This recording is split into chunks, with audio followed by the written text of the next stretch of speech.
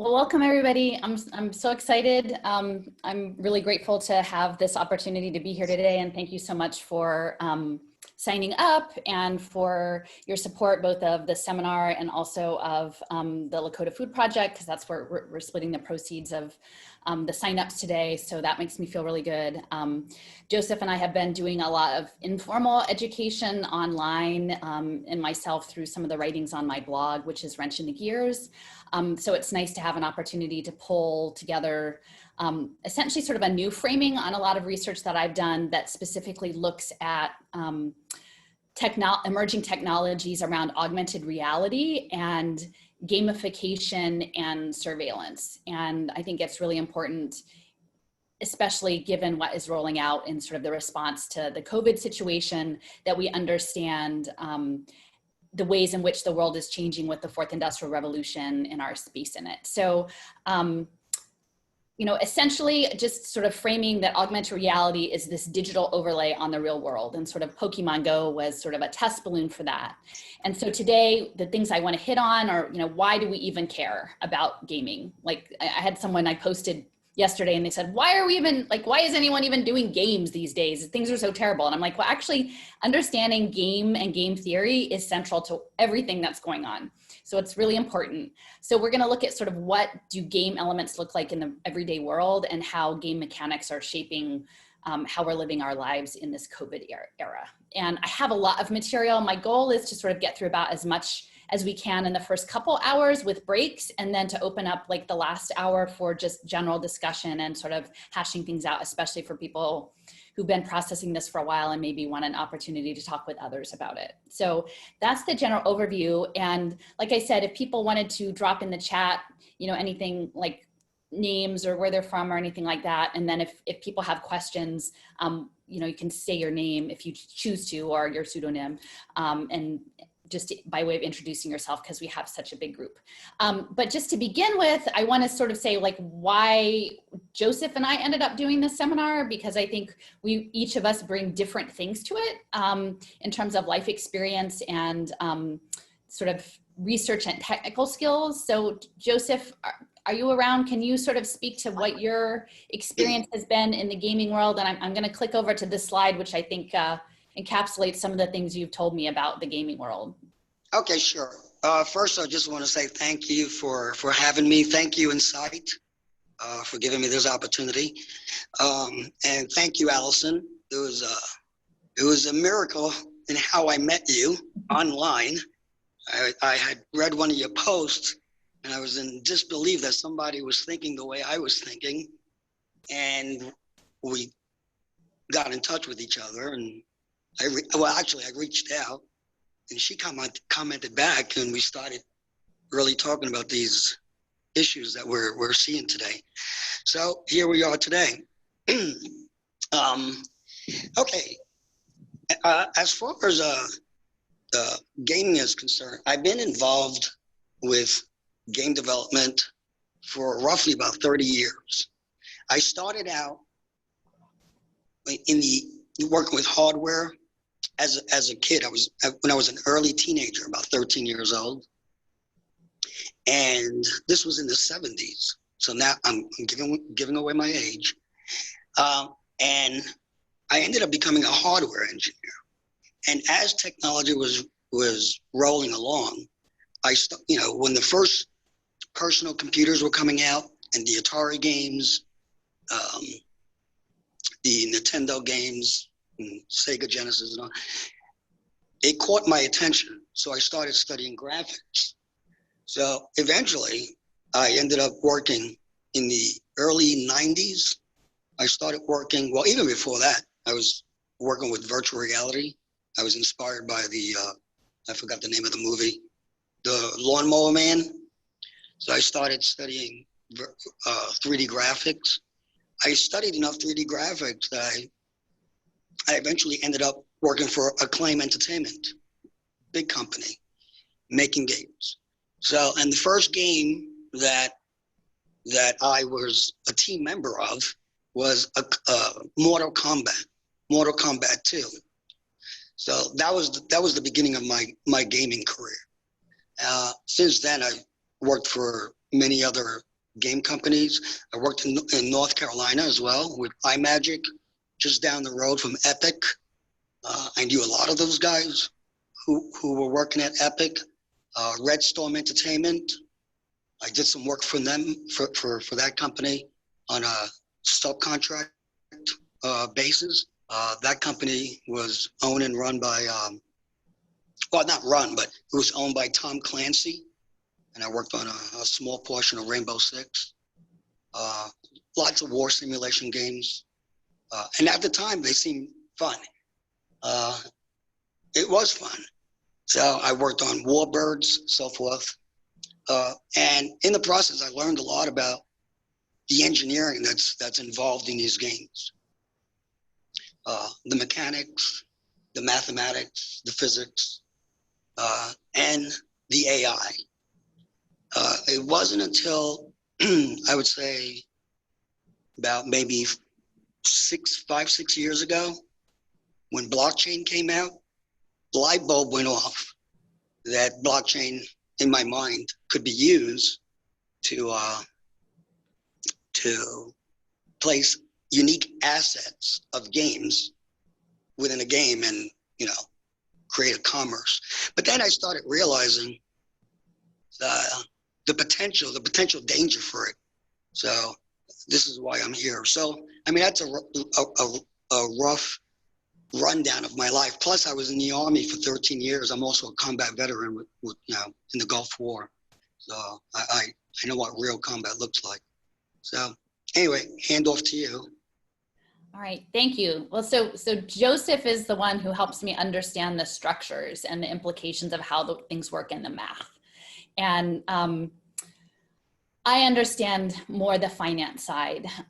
So there's just a lot of synchronicities, sort of things that happen to me that make me feel like there's something I'm supposed to do about this. And one of these is that in 2016, the Democratic National Convention was in Philadelphia. And that week, Atlantic Magazine had a whole series of sort of talking heads presentations in a sports bar downtown. And one of my friends with whom I was organizing at the time, a public school advocate, said, Alison, you really should go to this thing. It's about teaching in the creative economy.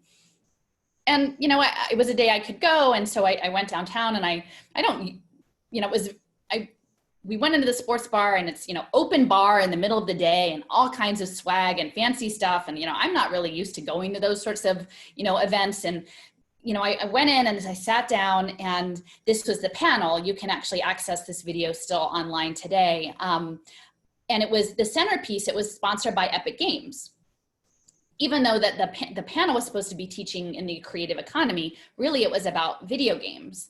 And so this panel, there was the moderator from the Atlantic Magazine, but there were several other key people there. So Suzanne Del Bene was a former employee of Microsoft and a congresswoman from Washington State, who's very influential in the Internet of Things and emerging technologies. This is one of our ostensibly progressive council people, and then the gentleman from Epic Games, and then Constance Steinkuhler, who is very much about informatics and gamification of sort of social processes. And at the time, she was at UC Irvine. Before that, she had been at University of Wisconsin-Madison, which is home to one of the 3 divisions of advanced distributed learning, which is the government entity that's advancing online education. And her specialty was gaming. And so I sat through like this hour-long panel discussion, in which essentially Paul Meegan said, like he needs all of the kids to code his video games. And I thought, well, like, and this is in 2016, and none of this is on my radar. At the time, I'm still just organizing against school closures and standardized testing and things, but I thought that's the oddest thing. And there was like a back room where, you know, people afterwards all went, you know, the special people to go have their discussions. And it was a very strange situation. And it's really taken me several years to fully understand what was going on there. Why this whole framing was that Paul Meegan and Epic Games needed kids to code their virtual world. And so later I went back and found out that Tencent, which is a Chinese company, the largest investor in global video games presently, owns 40% of Epic Games. And so I just want to sort of lay this out as we're understanding sort of geopolitics and capital that it is a lot more porous and interconnected than people like to think. I think in some ways people imagine China as a place far away where certain things happen, and the research triangle in North Carolina is a certain place where certain things happen, but they're very much woven together through these investments. And so Tencent is making major investments in blockchain, and they are connected to WeChat Pay. So, and also facial recognition payment systems, and they have their own social credit scoring system. So these are all dynamics around video gaming that we need to understand, and that it's happening at a globalized level. So Fortnite, which is a hugely popular game, like even down to little kids who probably have no business playing Fortnite, this multiplayer game. And if you understand that within the game design, you can also capture behavioral data and group dynamics data, I find it very interesting that if there's the potential for capturing a whole lot of information about group dynamics in different geographies, right? You know, how do people play Fortnite in London versus how do they play it in Jackson, Mississippi versus, you know, Mumbai? Like, how are all these people playing Fortnite? Because it was Tencent's capital that allowed Epic Games to create that game. And so here, as we're moving forward in understanding virtual world building, they've also developed something called the Unreal Engine, which maybe Joseph, you can speak to in a minute, but essentially allows like faster creation of virtual world building. And it's not just in games anymore, they're using it in advertising and many other things. So this is a demonstration with Disney in which they're advertising the creation of virtual synthetic people. And that they're saying that in 2017 that this is going to be great for education and healthcare, is to have these synthetic people and this interface with Epic Games and the Unreal Engine. So let me see. And then just to say too, it's an extremely powerful lobby that many people are not aware of, the Entertainment Software Association. And this is one of their talks from a couple years ago where they said the future is gaming, and they talk about the transformative power of video games for education, health, and social impact. And so what we're going to get into later is really talking about social impact investing as a way to channel global capital, and a way of that it's all grounded in measurable behavior change. And so fundamentally what is coming in terms of manipulating individuals and societies is coming through digital platforms, and is coming through gamification that is embedded in video games, but as the world becomes a video game through augmented reality is much bigger. So Joseph, did you want to chime in anything about Tencent or any of that stuff? Well, I don't know much about Tencent. I know that they've been making a presence. They've created several tools that I've used for developing AI. They've developed for games. This is for games. They've also been developing tools for particular rendering game engines, such as the Unreal game engine, and for Unity as well. I used Unity 3D game engine, and Tencent has a bunch of tools that they developed and put out for free for developers and anyone to use. As far as like for the Unreal Engine's been around since the late 90s, and they were the predominant 3D graphics game development game engine for say about 10 years, up until 2010 when Unity showed up.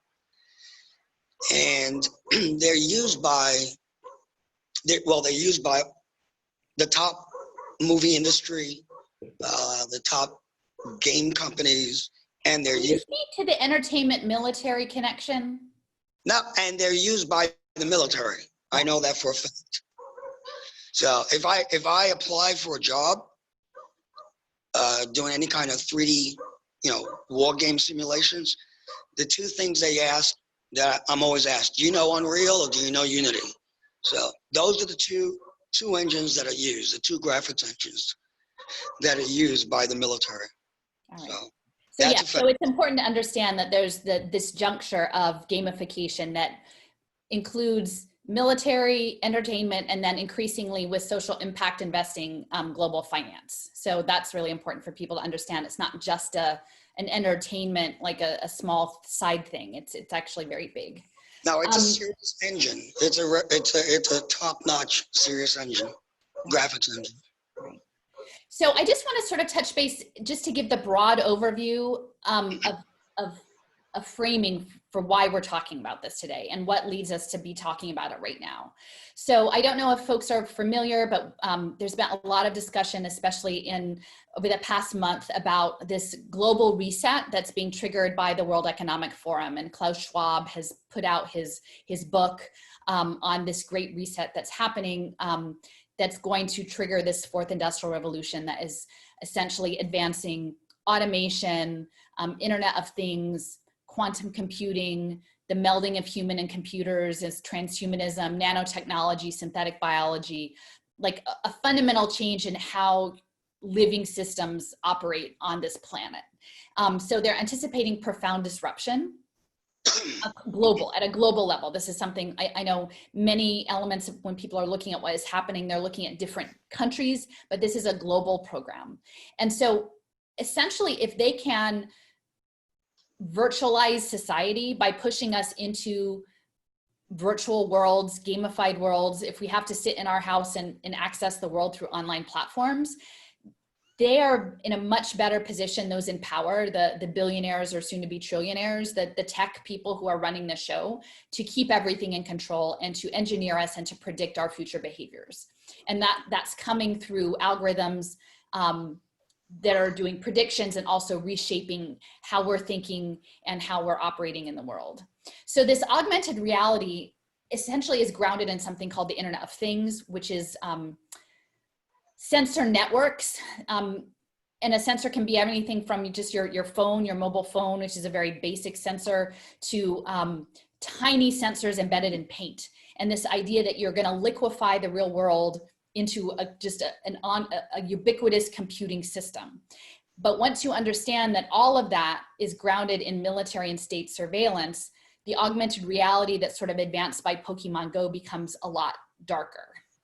The other thing that I think it's really important to understand in this conversation is I know there are many who are coming from more of an anti-capitalist or leftist framing who are like, wow, look, it's all falling apart. Great, it's what we've been waiting for. It's falling apart, and now like we're going to get our chance to have the vision of the world that we would like to see in terms of a balance of resources and a better world. Unfortunately, the people who are running this scenario have all of the groundwork laid for how they plan for things to develop when everything falls apart. And so essentially we do have finite resources on this planet. I mean, we are reaching a point at which, material consumption cannot hold. And I'm not saying this isn't like from a population control, but like in terms of our consumer society, there is a maximum growth, and yet capitalism must continue to grow. And so it's not that capitalism is going to stop, it's that it's transmogrifying itself into the virtual world. So in the future, under the guise of sustainability, our consumption of media and capitalist items will happen in virtual spaces. And not that that doesn't also take resources and energy, that there is an energy cost to the planet on that, but it is far less to have a closet full of virtual clothes than a closet full of real clothes. So you become an avatar, and then you consume items and you collect items in these virtual spaces. And that is how this capitalist growth will continue as we're sort of trapped in our houses. Basically what you have is a new economy. It opens up a new opportunity for a new economy to be built, but one that's inside the virtual world. Yes. And in that virtual world, there's potential for unlimited growth, because you're not bound by resources such as land or production as in the physical world. In the virtual world, you can have virtually infinite acquisition of land, infinite acquisition of products, services. And if you monetize all of this on the blockchain, of course, then whoever is the provider of these resources can potentially become uber rich. All he has to do is provide the accessibility to these new digital resources. And if you have access via an avatar or whatnot and are authenticated on a blockchain, you can buy these unique assets, which are registered uniquely on a blockchain, and create immediately an economy. And this economy can be, lucrative to whoever's in it, and whoever, especially whoever is running the platform. So I would say Minecraft. I don't know if anybody has school-age kids, but I mean, so Yeah. Microsoft bought Minecraft, right? And all the kids are now having to learn Minecraft. It's because it's virtual world building. Yes. For Microsoft. Minecraft is a block-based world development system. It's very easy for kids to use, and it acts like a gateway towards more complex graphics development, game development. But if you can learn Minecraft, and it's very addictive, then as a kid, by the time you're in your late teens, you're ready for the more advanced development platforms. So And then you track your skills on LinkedIn, which is also owned by Microsoft. Yes.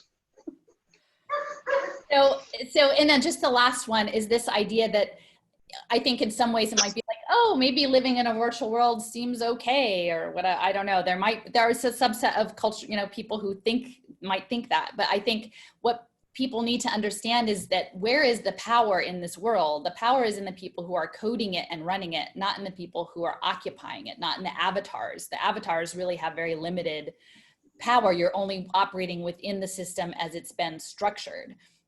And as systems are continually refined through artificial intelligence, essentially that digital life almost becomes a prison. And so there's both the virtual life of Minecraft, which is a virtual world, but then there's also, we always have to step back and consider augmented reality, because augmented reality is a physical world that is meshed with digital information. So we're talking about artificial intelligence, the way in which we interact with our environment. The environment learns us, and if the goal of those in power is to control us ever more tightly, the more we interact with it, the more efficient it can be at doing its job, which is probably not to liberate us, but contain us. Joseph, do you have? Yeah. The augmented reality is an interesting product.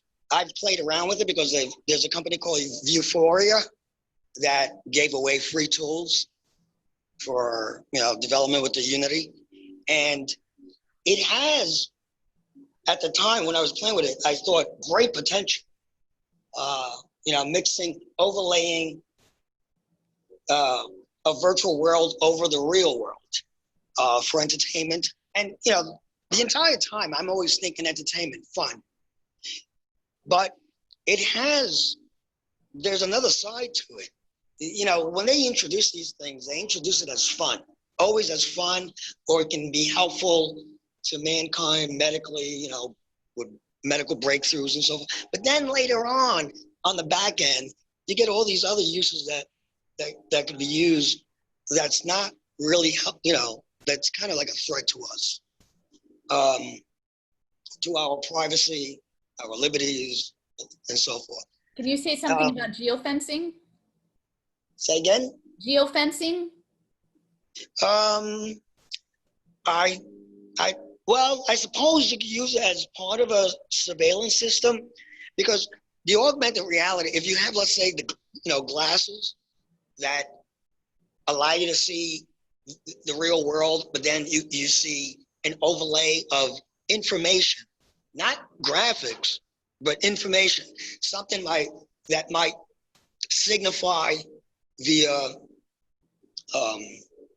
facial recognition or gait recognition that a person nearby is not a trustworthy person, is not a good citizen. Yeah. You might be, your augmented reality glasses might alert you to that. It could be used by authorities like the police, right, to profile a person as they walk by.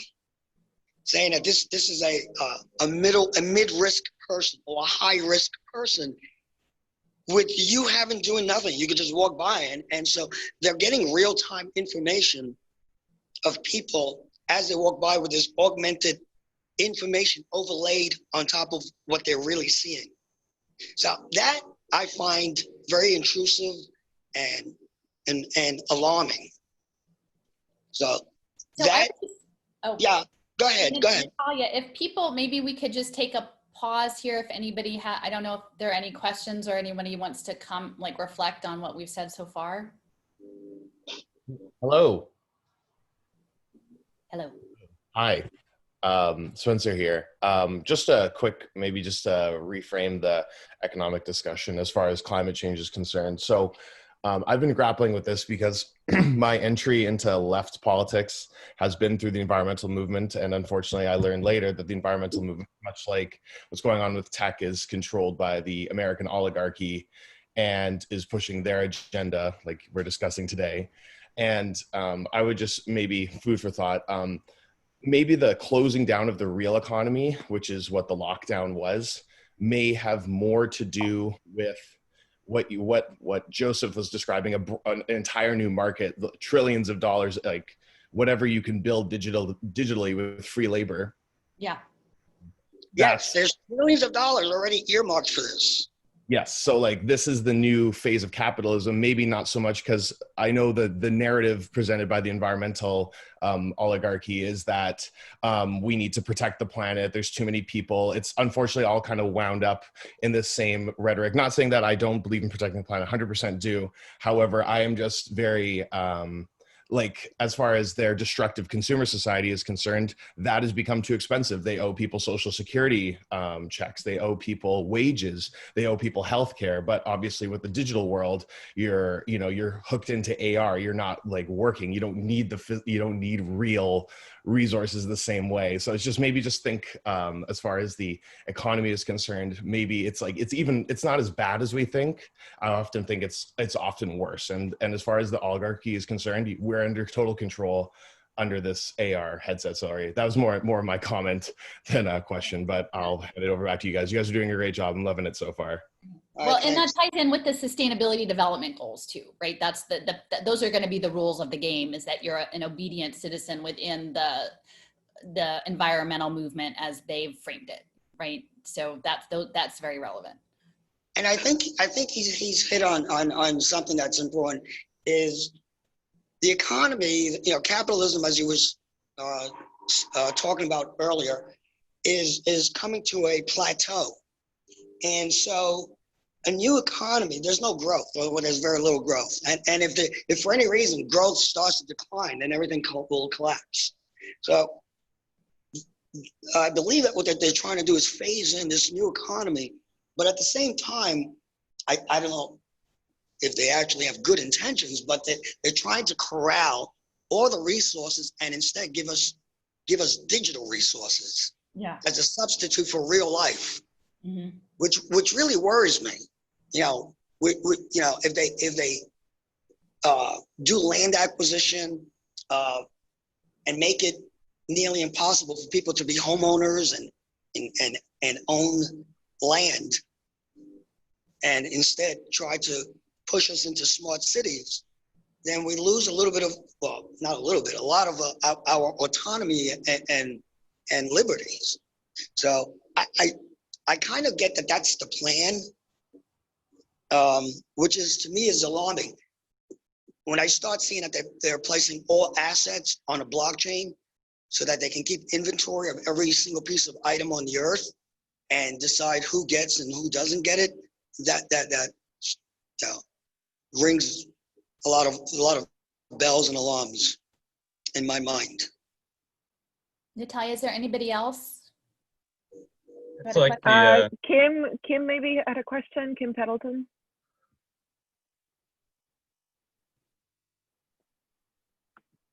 Kim, did you want to ask a question?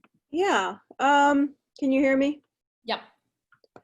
So, and I know probably there's stats out there. So either the World Economic Forum or the World Health Organization, as they talk about the reset,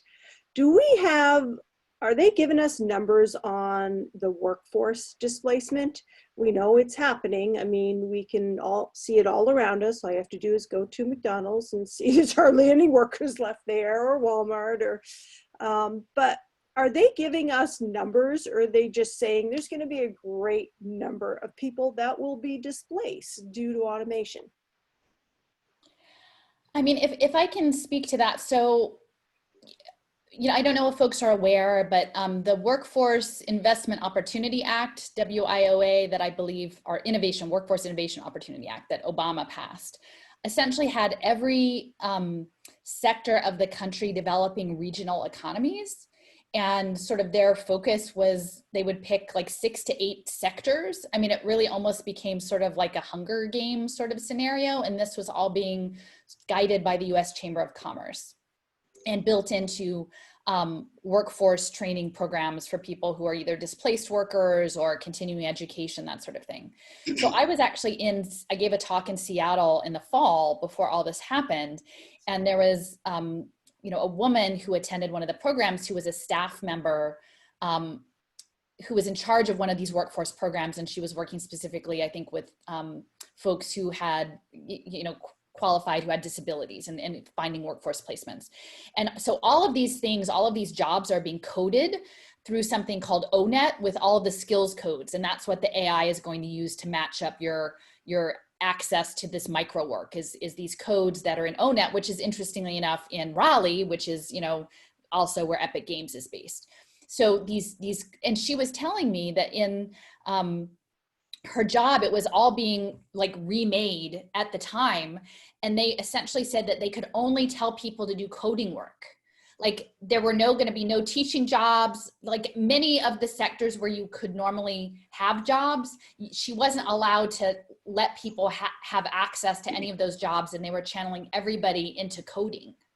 So I think they all knew, like this woman didn't, I mean, we had a sense of it. We didn't know that this is how it was going to play out, but that what needs to happen for this new quote unquote like global economic one world order system to take place in this virtual world is someone has to build it.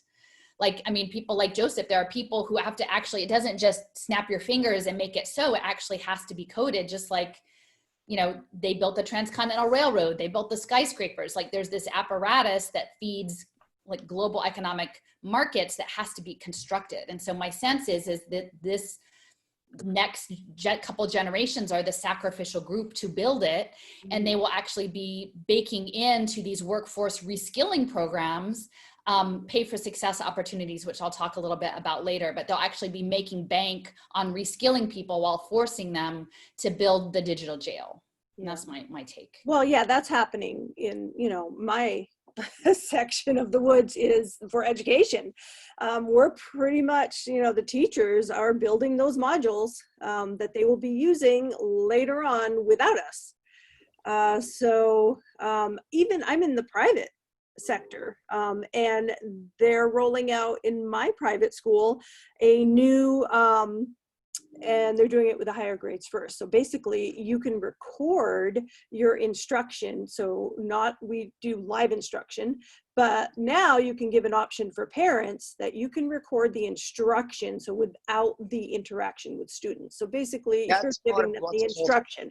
And then a parent can opt to do that instead of having their kid in live class with us. So it's just another segue. And this is a private Christian classical school. We're even doing that. Well, and it's going to come through the digital vouchers. And that's the thing. And that's what's so frustrating as someone who came into this through public education advocacy, is that I feel like at this point, they've really pitted all of us against one another, like public schools versus charter versus private versus parochial versus unschool, homeschool. Like we're all bickering who's got the better framework, when in reality, it is like the children versus AI education. Like, and we have to protect the children from being put on a pathway designed by AI. Right. But we've been distracted by, how they framed the conflict over, the education activism framing. So like, just like the environmental movement, it's very Yeah, what she was just talking about also points to what's called the Experience API, where she's filling in the experiences, the instructions, and then it's used for training the kids.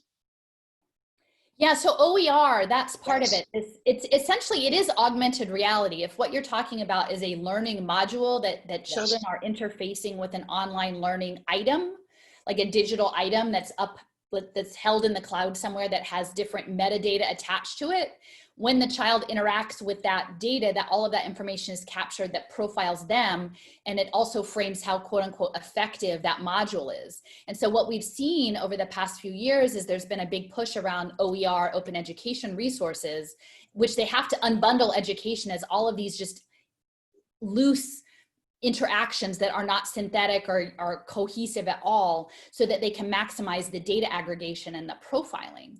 But they framed it as free textbooks. That's how they came in. They said, oh, look, textbook market is so expensive. We're going to give you these free textbooks, but it's online and it's these online modules. And now what's happened is that it becomes all of education, and in interacting with it, we are training, the machine. You are training an AI because it's standardized. That's why it's called an API, application program interface. And well, I think later on you speak about it, the X API, which is the Experience API, and where the human, the learner, is actually placing his learning experience in a format that the computer can then later aggregate and store and then use and learn. Yeah. And that's the thing. Most people are not understanding that when we're interacting in virtual space, it's not a neutral activity.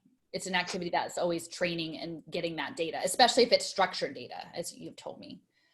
So I'm just going to these next few slides are an overview sort of just of the landscape. And a lot of you guys are already familiar, but the timeliness of the stakeholder capitalism rollout in January, and then the COVID stuff happening February, March. That was a direct extension of this reset. And because this new global economy runs on poverty, they need to dispossess everyone and make them accept this new vision of the world and build it.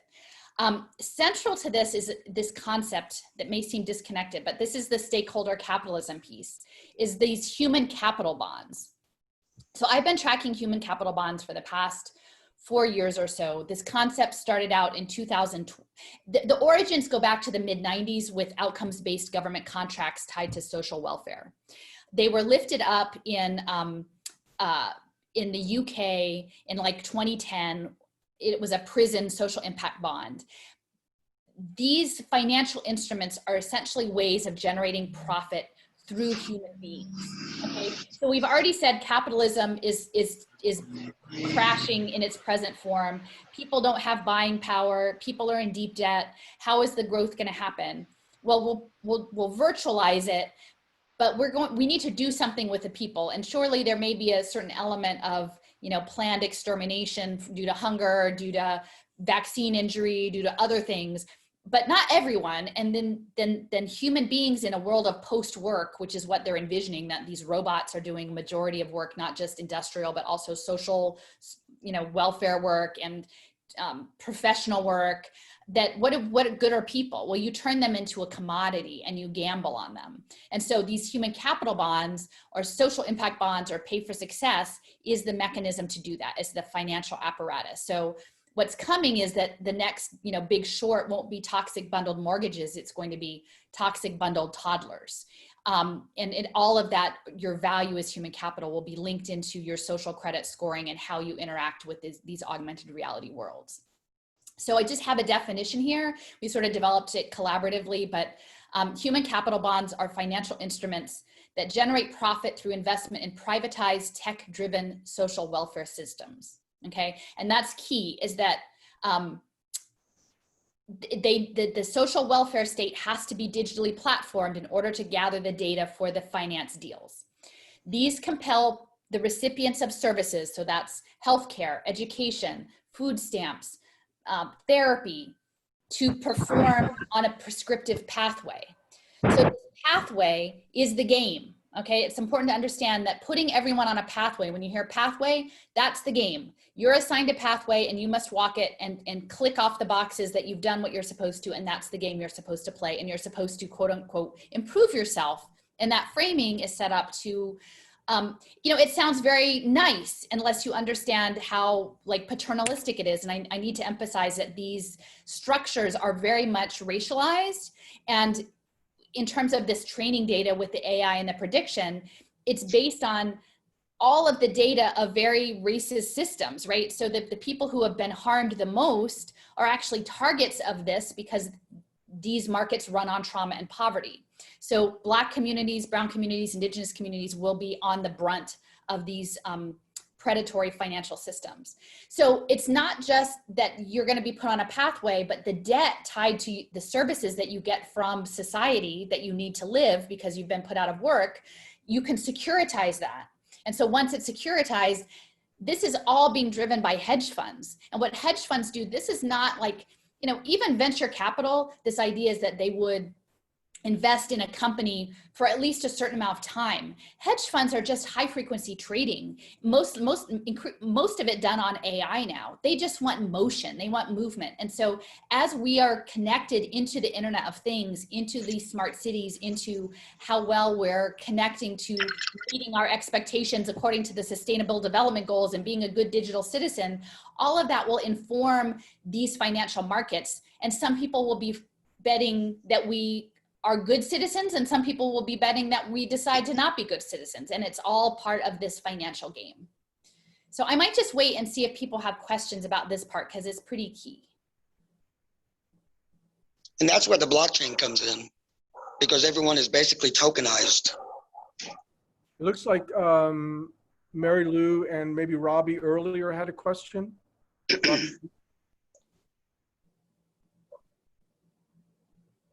Robbie.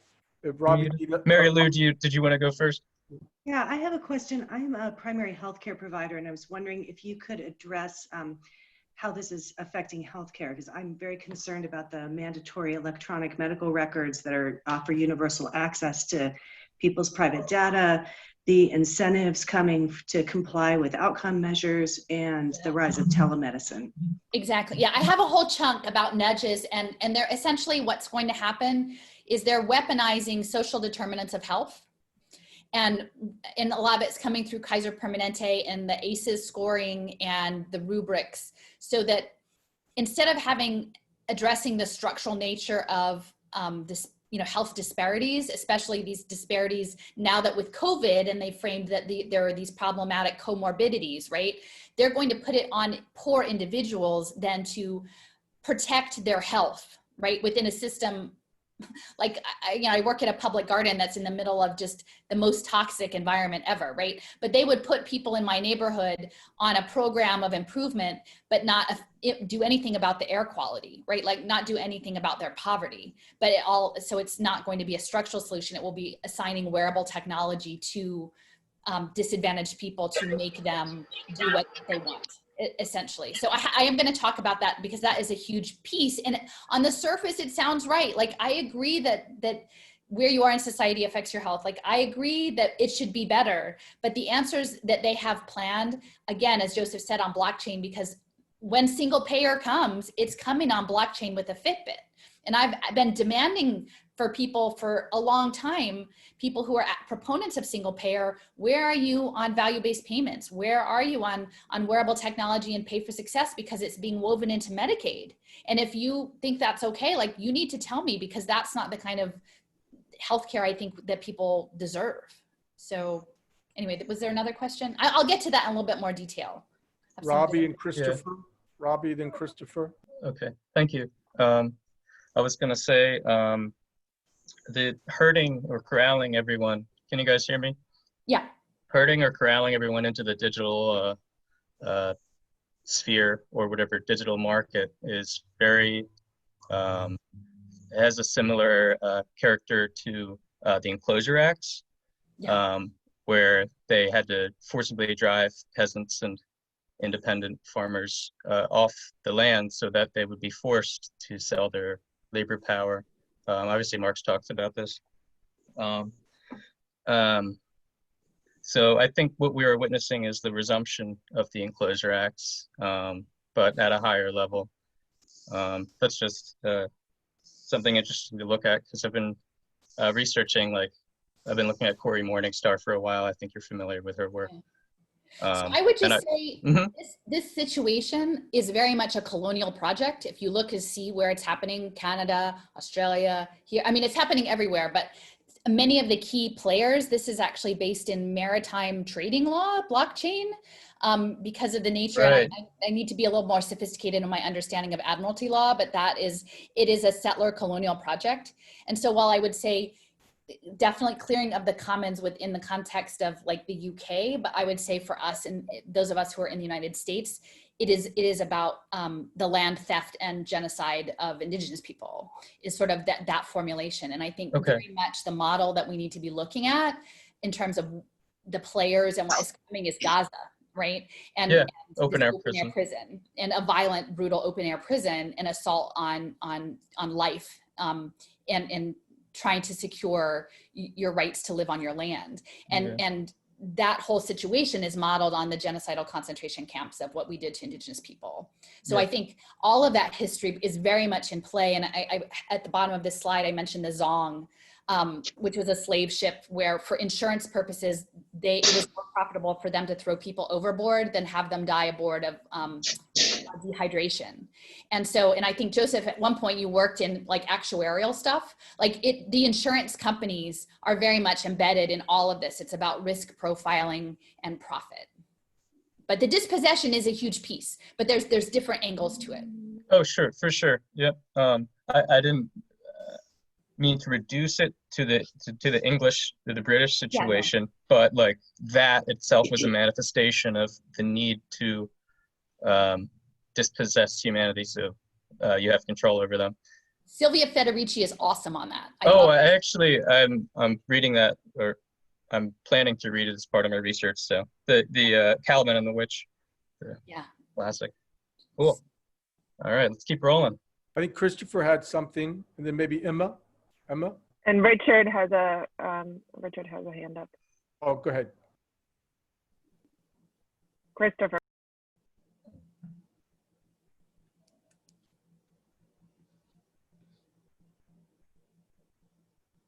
Christopher, you want to jump in? Sorry about that. Yeah, I'm having trouble with the Zoom. So what's your sense? I mean, the repo market blew up last September. The time frame of all this, I know governments are working on digital currencies, but they're way behind. I mean, Ethereum isn't scaling up, I think, the way that they thought it was or would be. I mean, this is all based on them keeping things going. What's your sense that how far along they are with this? And also China, I mean, geopolitical questions about what's China and Russia's involvement with this? How does that play out in your mind?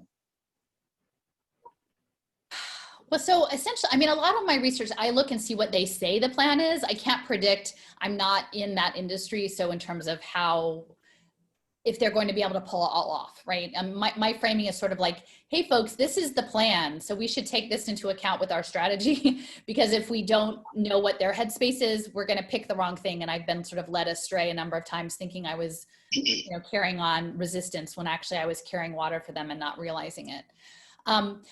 My sense is like when you're hearing them talk about a 5-year time horizon, like things might not get back to normal for 5 years. I mean, you hear a lot like 2030, 2035 is sort of the larger time frame. Within COVID, they're talking 5 years. In order for all of these human capital markets to work, they need a global digital identity. And that is really what the global vaccine program is about. It's not a public health situation. It is about establishing a global trackable digital identity system. And that is what Gavi and ID 2020 have always been about, is about imposing it. And they have to have sort of the threat of biosecurity, because if it was optional, a lot of people wouldn't sign up, right? And that's sort of like Aadhaar was the pilot for that. But they need everybody on board, and they need to use the threat of the police state to make that happen. And then increasingly, if it turns out that the injection is the one with the biosensors, either the quantum dot tracking or the Profusa they're talking about with DARPA having the hydrogel. Like once you're injected, you actually are resonating with the internet, like it becomes part of your body. So they need some time for that to happen. And that's why I think they're talking about a series of injections, because they don't have it all together. But I mean, for me, I would say the COVID framing is probably a 5-year or so framing, but then this larger virtualization, like full on totalitarian state is, you know, they've pretty much said 2030, 2035 is what they're saying, pending some larger global catastrophe or collapse.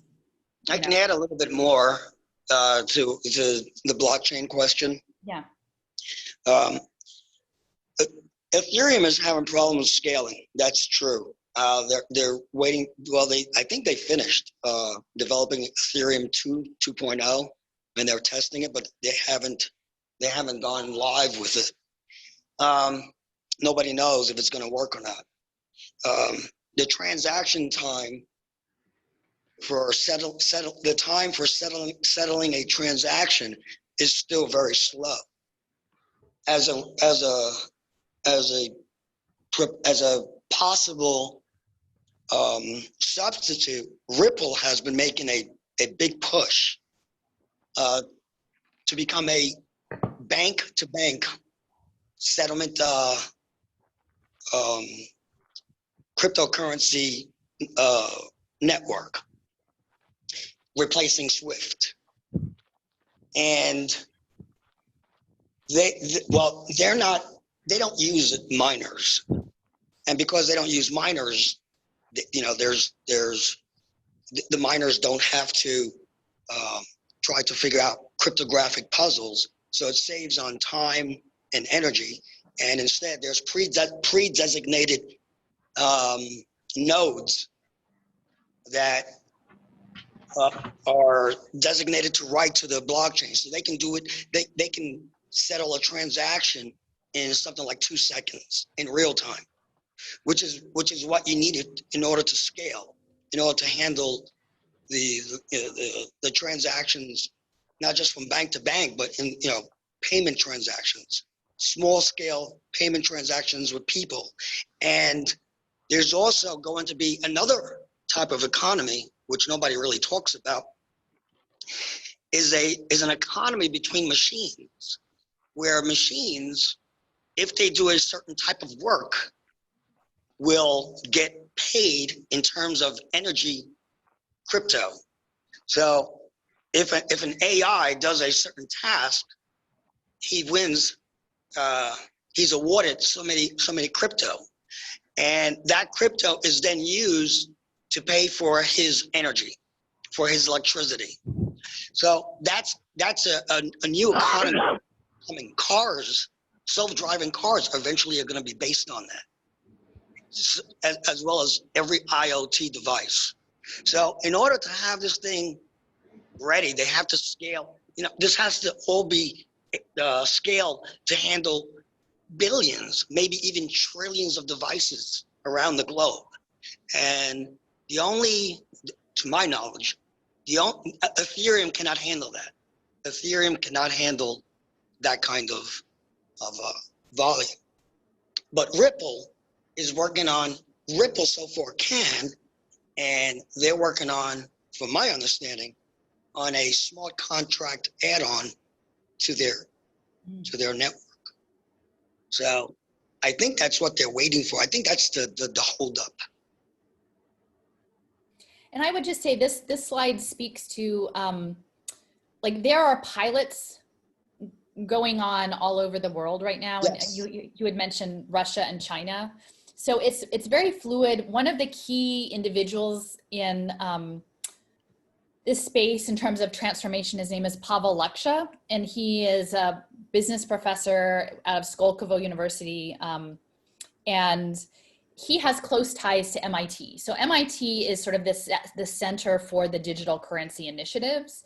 And he has connections through MIT Media Lab with Skolkovo. So there's connections that way. And then also there are some pilots that are combining tokenized actions on blockchain tied to human capital investing. There's a pre-K program in South Africa called Ampli, where it's children attending pre-K get tokenized assets for attending that then the providers get paid back. And all of that gets logged on blockchain for both the provider and the investor and the child to build quote unquote social capital. IXO Foundation is backing that, and they're based out of Switzerland. And that's sort of the pilot model there. But they've actually teamed up with another entity called IO2 Foundation, or Shanzai City, which is an individual based out of Hong Kong. So this person is based in Hong Kong, but was trained at Columbia University and London School of Economics. So these are global actors. And what they've done is now they have what's called the last mile verification, which on blockchain, for this check a box that you've done the item, they need to trigger it with some sort of, you can trigger it either by clicking the app that the child came to pre-K, but they've actually gotten more sophisticated so that they can trigger these verifications with facial recognition video. So for these home visits to track people's parenting, they're going into homes. They have pilots in both China and Brazil in low-income households where they're videoing families to trigger blockchain social impact token payments. And so they're working. So you've got China, you've got Switzerland, you've got Russia, you've got MIT. I mean, there's some aspect that makes me wonder if, MIT isn't getting in through the back door in Venezuela through these relationships in terms of, creating global catastrophe and human, rights problems with these blockades, and then someone swoops in with the blockchain identity system to mete out proper distribution of aid and that sort of thing. Like it's much more porous than it seems on the surface, because these bad actors, these very powerful entities, are all working together against the masses. And so I think when we're thinking about this, for me as a mother, I'm standing in solidarity with all these parents against Jack Ma and Michael Bloomberg and, the Vatican Bank. Those are the ones who are running this game. And we have to sort of unite globally, to keep, because otherwise we'll fall to AI. I mean, this is where it goes. So Richard has had his hand up for a while. If you want to jump in, Richard. Yeah. Whoops. Hello? Yes, I can hear you.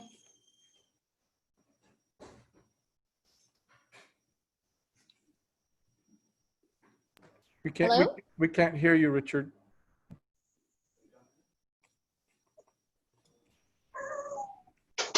Hello? We are monetized from birth once we get a social security number. How is that possibly tied to these human capital bonds? So I have to say that's something that I know there are people with much more expertise around the Federal Reserve situation than I have personally. So I would be open. I mean, at this point, I'm sort of laying some things out, but if people have more information to surface around that, I would love to know more about the particulars. I don't have a direct connection, but like I said, I think between understanding this admiralty law and these other things, I suspect there's a connection, but I haven't found it myself. There is, from what I remember reading in the past, there is a connection with admiralty law to doing that. That's why we're not the country's a corporation. Then my other thing is with blockchain and then trying to get everything on us. Now, I've been collecting silver for a long time.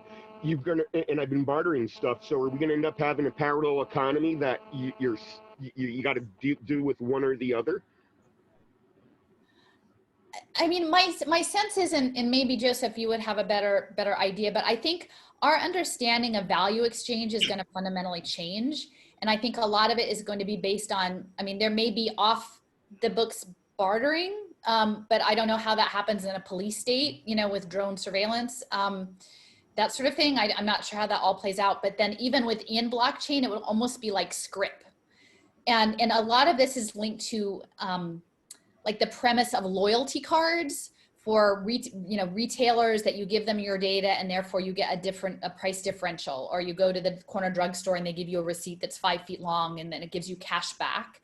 Is that there will be value exchange that happens on blockchain that will only be tradable within certain private blockchains, but not transferable. And I'm not sure exactly how that, I don't know the coding on that, Joseph. Maybe you have a better understanding of like Libra and how that's all playing out, but I can almost foresee saying, you know, it's kind of like you have a wallet full of gift cards or something like with value on them, but it's like blockchain with like, I have this much in this blockchain with, because I've done this much energy work, micro work for this, and I have this much over here in this digital wallet, and trying to piece it all together, and then some of it in your social benefit e-wallet. Well, I but think it's like a fiat currency in the end. I think the question that he's asking is what happens to the silver that he has, the silver, gold. Silver's still going to be silver. Gold is still going to be gold. If someone wants to trade or barter with it, I mean, there's no reason why they won't be able to.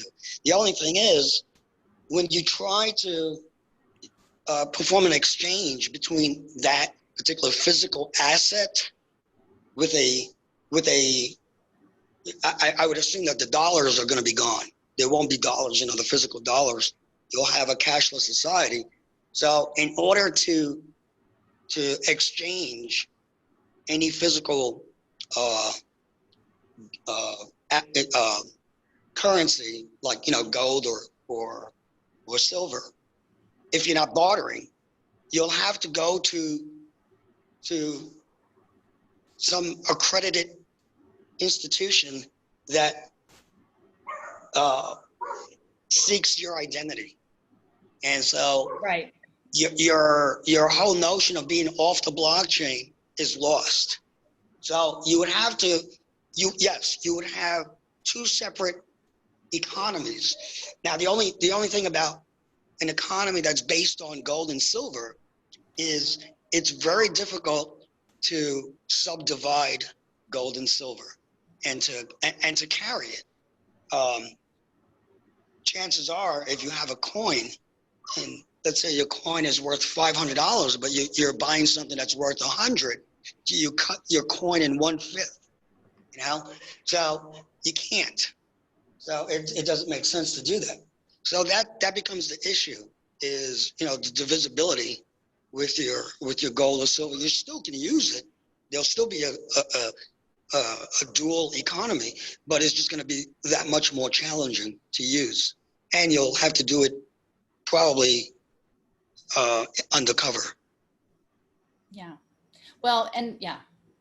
Well, my uncle and father invented how numismatics are cataloged. I grew up with a much different monetary thing, because I learned about the Rockefellers and the Medici by 5th, 6th grade. I knew what fractional reserve currency is.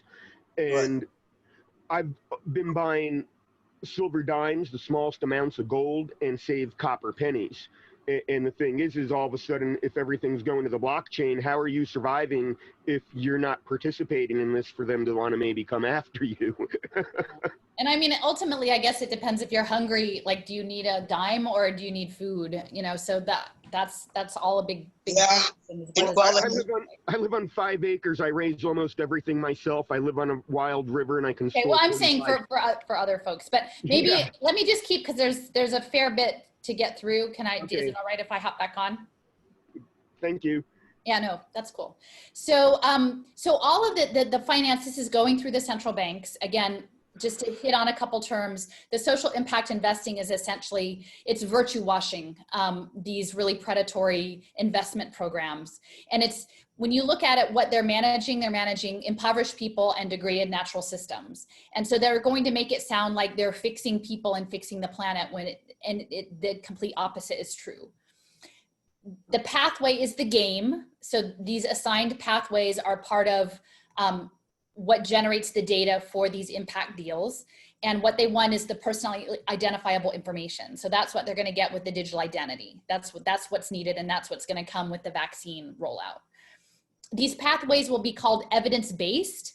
And so what that means is that they define success in this intervention or pre-intervention of your need as data. Everything has to be data-driven, or it doesn't count. It's all quantitative, not qualitative.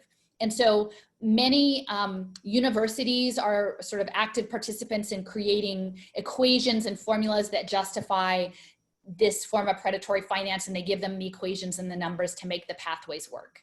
So it all runs on data, and I think someone just asked even just for a basic understanding of data, but it's information. It's information that's used to analyze and plan. So it's this data that feeds the predictive profiling. And then all of this data, and that's what the fourth industrial revolution is very much about, is big data and sort of quantum computing and AI. So using that data and looking for patterns and insights, and then making decisions about the future based on that.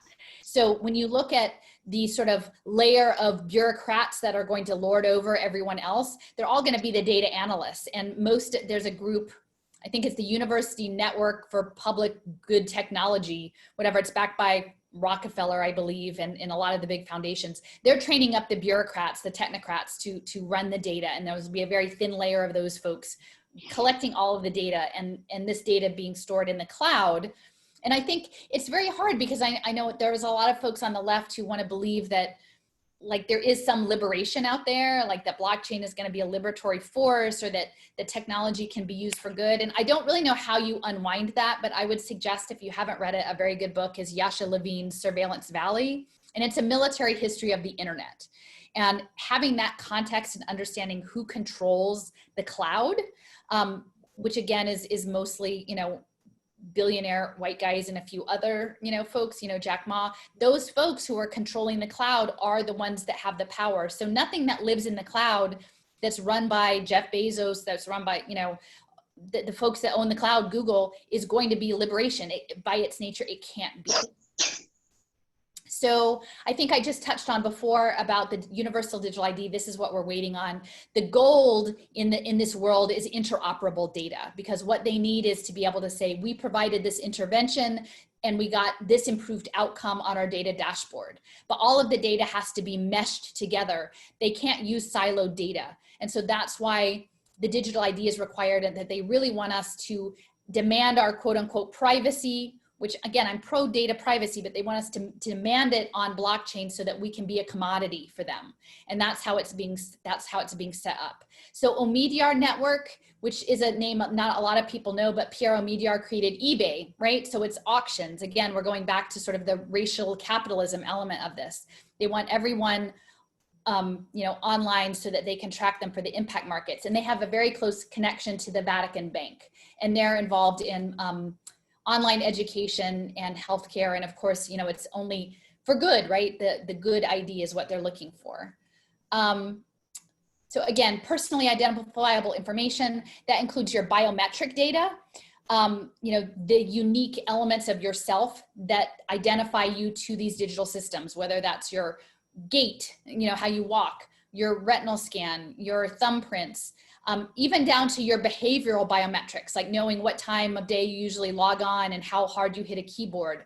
All of that is being aggregated so that when you interface with online systems, it knows that you are you and not someone else.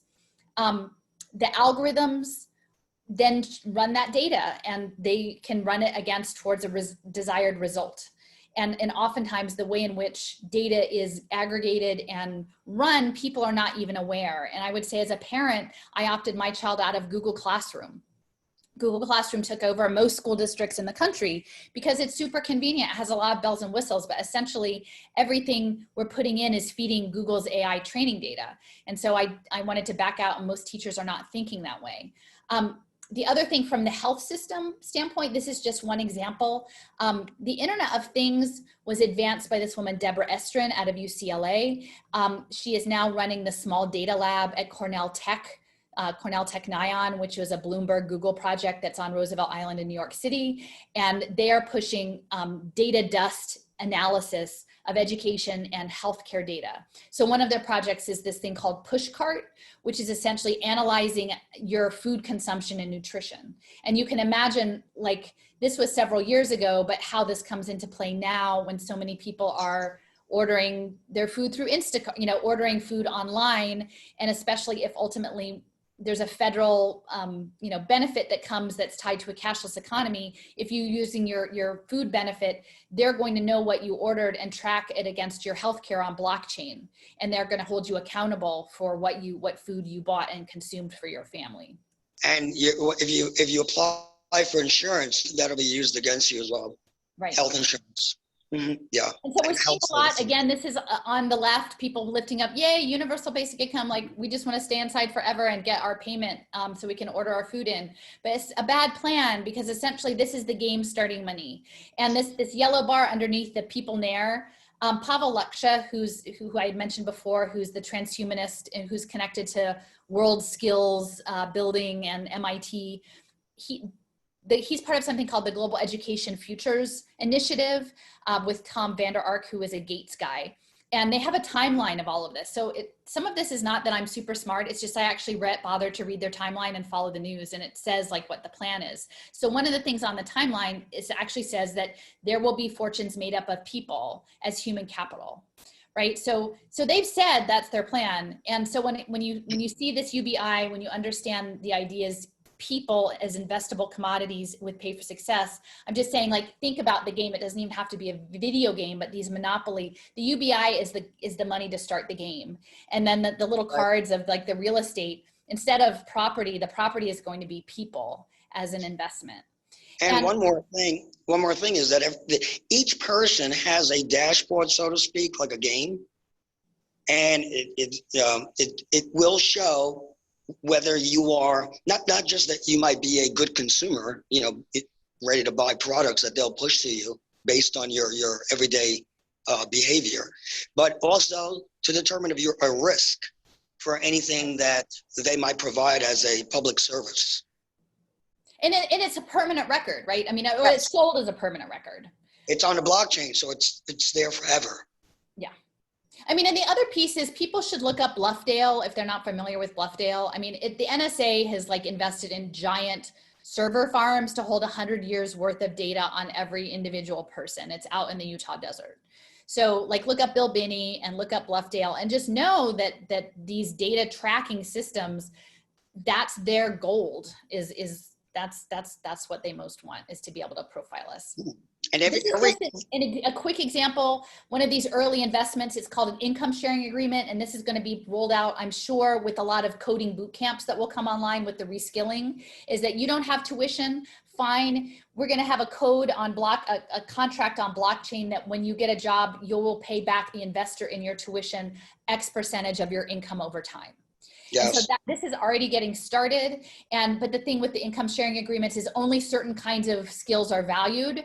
Like you can't get one for a human, like I'm an art history person. I would never get an income sharing agreement. No one's going to fund me because I'm not going to build your virtual world. So this is piloted at Purdue. And they're planning on securitizing income sharing agreements too. That's already in the plan. Yeah, they're mostly doing that with tech jobs for young kids coming out of, who haven't gone to college or who may not even want to go to college, straight out of high school. And yeah, because essentially the plan is that it's just lifelong learning. There really is no more school anymore. You're just tied in. It's all micro badges, micro courses, and depending on your pathway, the AI learns you and determines what courses for the path that it's chosen, thinks that you are most suitable for are the best courses for you to take, and you can pay that back later after you've landed your job. Well, this slide, I just want to mention, it touches on what you had said about risk profiling and are you a good person or a bad person or a good citizen? Like this is out of Harvard. Harvard has been pushing for a long time, like good digital citizenship, as though like you would look to Harvard to be like good moral actors in this space. So it's important to understand that they're grooming people not for even your physical world, although that is still part of it, but also that you're living in a virtualized space. And so the first country that's starting to offer e-residency that's run all on blockchain is Estonia. So it's in this transhumanist vision that we're melding ourselves with computer systems. Like, essentially it's fine if you live in a cargo container with a bunch of sensors, but you like online, you can go wherever your imagination can take you, that Google lets you go. That's the framing that is coming, and people are falling for it. So, but the borderless, and that's why I think global solidarity is so important, is that there are many on the conservative side who don't understand globalized telepresence labor, that the plan is to have us compete against everyone for the lowest possible amount of pay on micro work, tiny bitty tasks with no stability. Yes.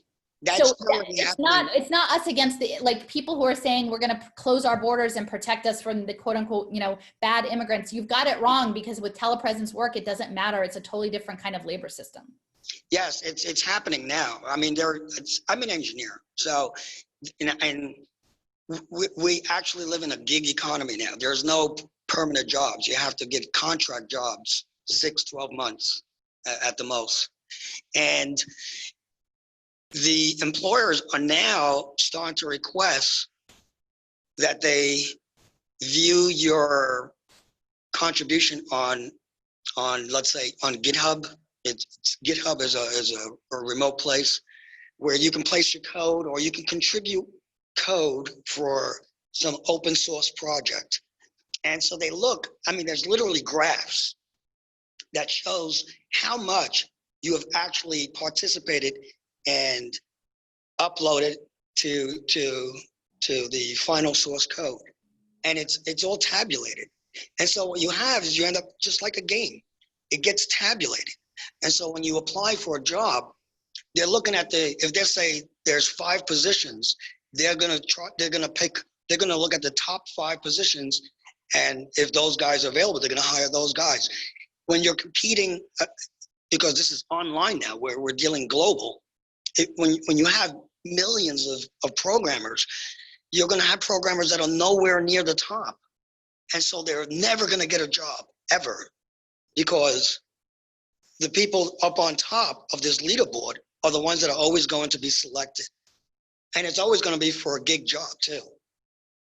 Yeah. And everything has to become more and more atomized, because it's all based on, like, the growth is almost disruption and breaking everything down. There's no synthesis in anything anymore. Yeah, it's insane. Yeah. I mean, people just don't really understand what it is. And so Yeah. I'm just checking time. I'm going to click through a couple things quickly. Go ahead, Joseph. No, go ahead. I'm sorry. No, that's okay. I'm just looking because I want to make sure that we leave a good amount of time to talk. The human capital pipeline Strive Together is a key piece of this. They have collective impact programs like all over the country, and they're really targeting children right now, because they need to groom like today's preschoolers up into this world to make it normal. And they kind of want to just get rid of all of us oldsters and then raise up these kids in this new normal, quote unquote, that they've set up. And so these cradle to career partnerships are part of that, with wraparound services that are also for poor families that are linked into these impact deals.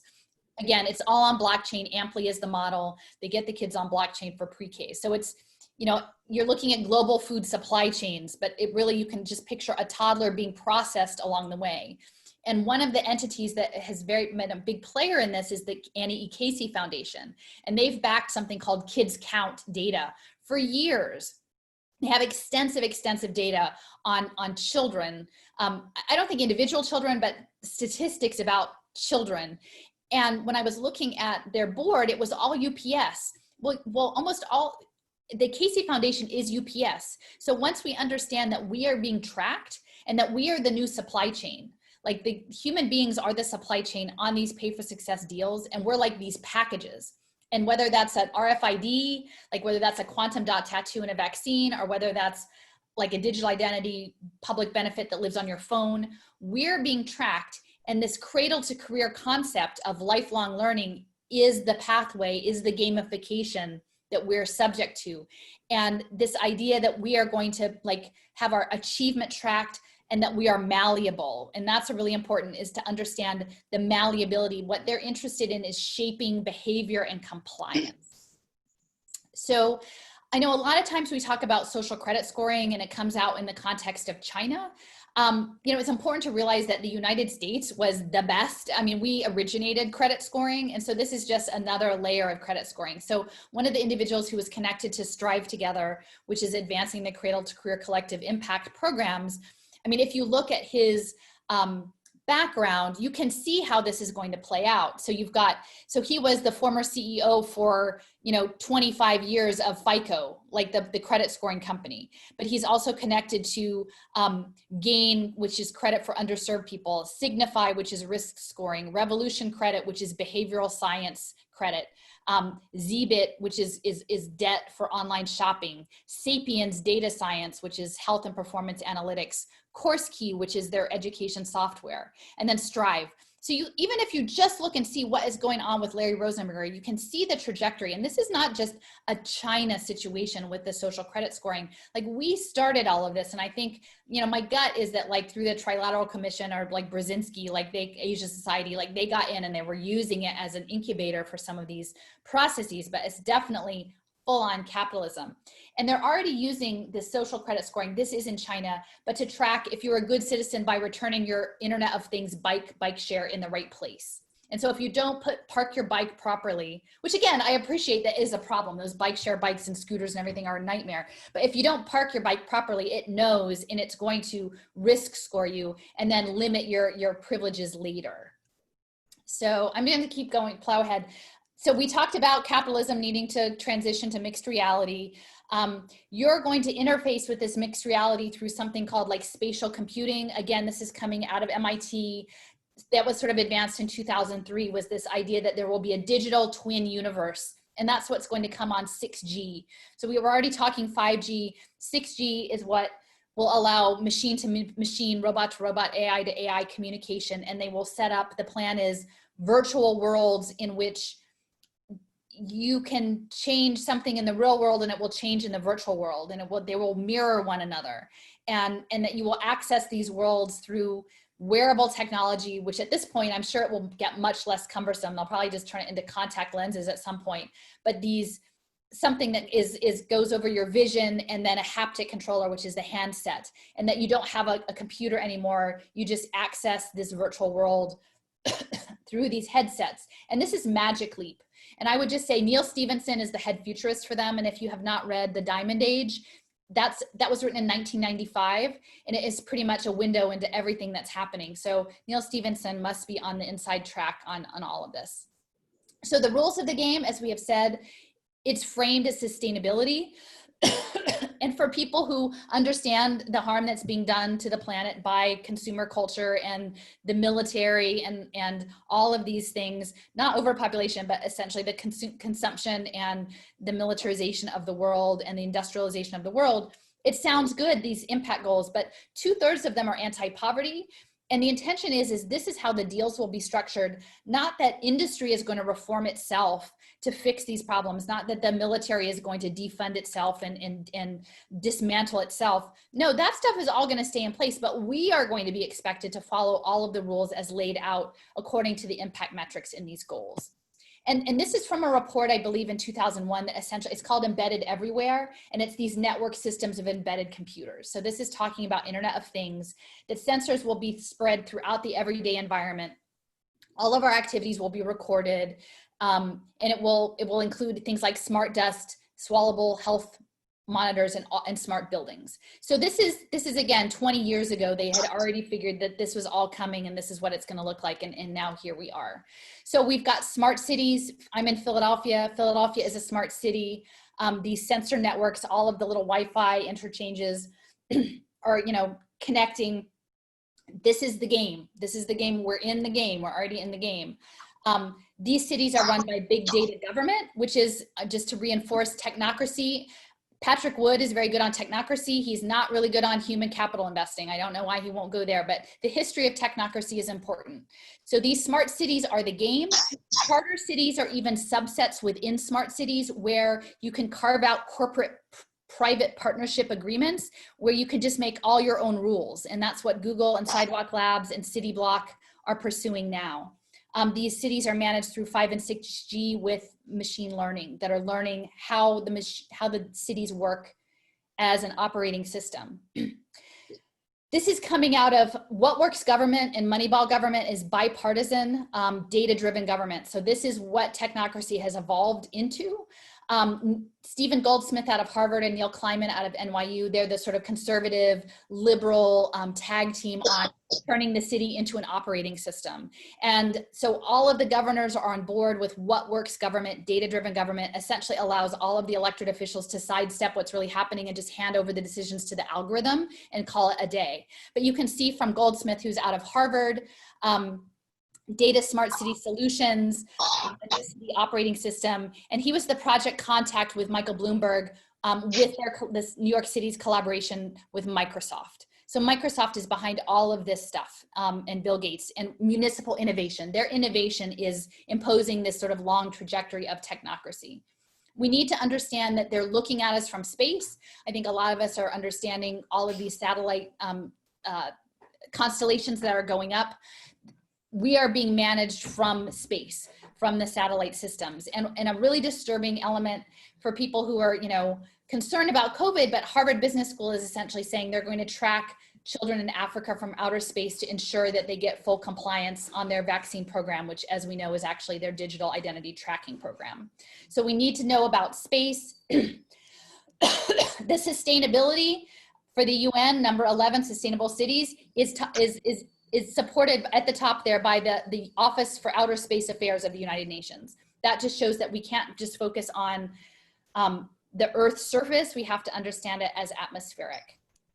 And then all of us working in these smart systems are really like dehumanized, de-individualized, like harmonized citizens. So IEEE, which is International Electric and something engineers, like they're based in New York, but they set the standards, and they're essentially creating all of the standards that will harmonize us on the blockchain. You can see a non-exhaustive set of initiatives with Internet of Things, blockchain, 5G and beyond, sensor systems, and smart cities. All of it is supposed to be standardized and unified, so we are in the full-on panopticon.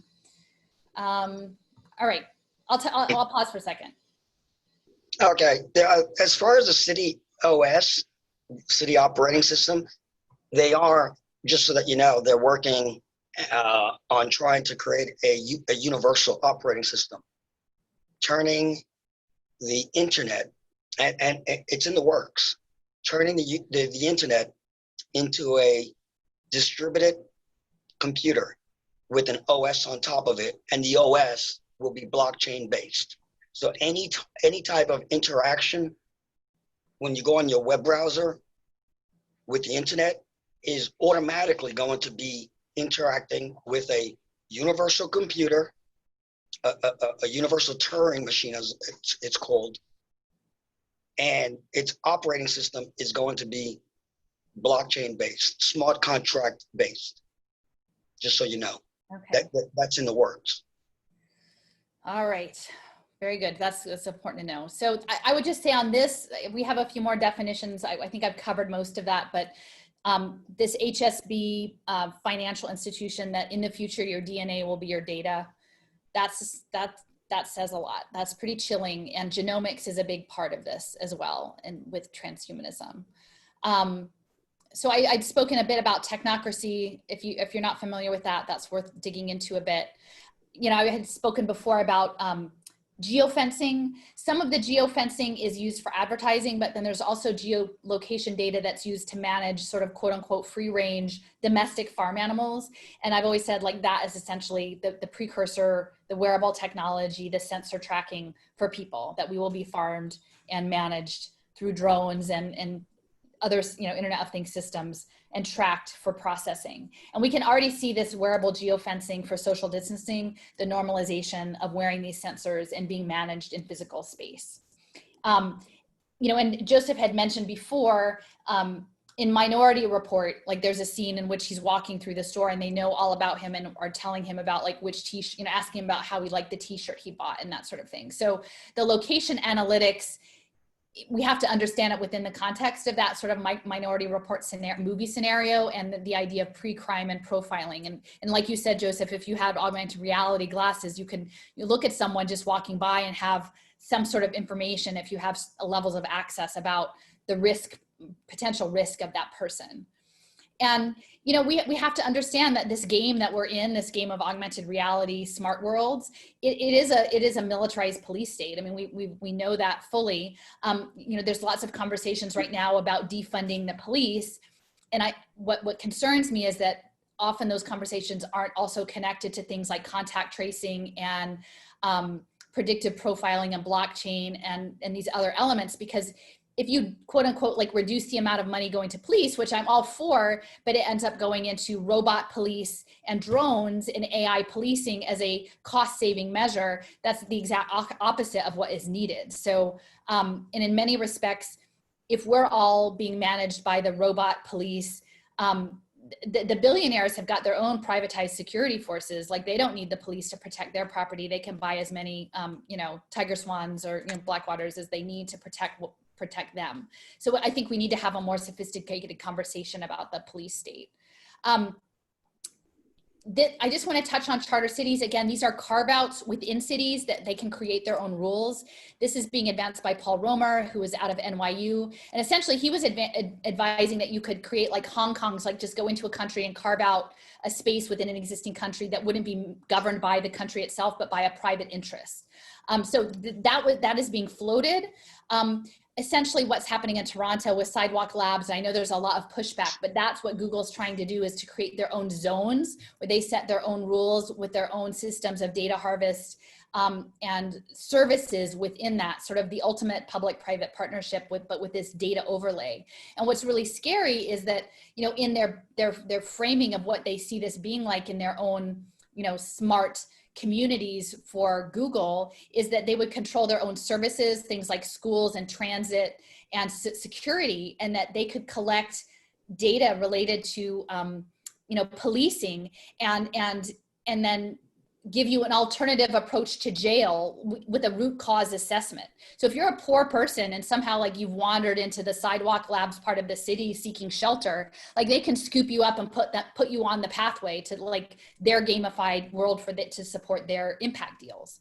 And this is something that I think there's a lot of discussion around Sidewalk Labs and the use of data, but people are not understanding how the human capital finance piece fits into their control of the built environment and the way in which they're going to embed sensor networks and profiling into those systems.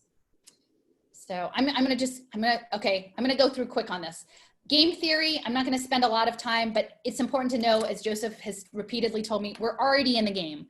We're in a world where game theory and game mechanics are used to run simulations and to shape global policies, everything from biological research to nuclear weapons to the economy. We're in a world that is shaped by game theory, but it's somewhat removed from us. It filters through several levels of governments and think tanks before the impacts of that sort of get down to us. Again, Federal Reserve, the military, they're all doing simulation. It's very important. Event 201, some of you might have been looking into that, about the sort of pandemic prequel that happened last October. One of the individuals there, her name was Avril Haines, very deep state. She is connected to something called the Johns Hopkins Applied Physics Lab. And they do sort of state surveillance and predictive modeling, including they have contracts with DARPA for something called ground truth. And so shaping and bioengineering social systems to suit the needs of the global capitalists and the police state. So they're looking to construct their reality, get feedback from the systems, and then redirect and re-engineer. So Avril Haines being there was really important. And I just want to touch on that statistical modeling of populations. We've been doing that for a heck of a long time with wildlife populations, right? Like it's not just the livestock. We've been doing it to, you know, I used to like to, you know, hear about like where the great white shark was floating off the coast of Florida. Like that seemed kind of interesting. Only now that I realize how grotesque that is, we're going to be the sharks and we're going to be the salmon that are being tracked with these RFID chips. And so these systems, and this is coming out of Merck, of big pharma modeling population management and computations, all of this research was done for years, and now it's all going to be applied to human systems if we don't stop it. And not just predicting, but shaping it. So I mentioned Johns Hopkins Applied Physics, that they can tweak our social media to attempt to make us think the way they want us to think. Sandy Pentland, he's out of MIT, has done a lot of work on using social monitoring systems and driving behavior change. And his background is really important to look at to understand the nature of this apparatus that's coming out of MIT that's very much wedded to gaming and mixed reality and digital finance. Is that you can see Google, Motorola, Telefonica. He's connected to the OECD with their blockchain advisory board. He's looking into social physics and networking. the use of personal data as an asset class. He was like the grandfather of wearable technology and researching in facial recognition and biometrics, and was part of Media Lab Asia, so working in India with MIT, and signals intelligence. So, you know, and then was providing input into the Sustainable Development Goals and also GDPR, which is the privacy stuff in Europe. So if you know, this is what I'm saying, if we stop and actually look at who's involved in what's happening, it paints a very clear picture. And if you understand that MIT is pretty much the war machine, like these are not benevolent forces, if Surveillance Valley makes that very clear, we've got some big problems.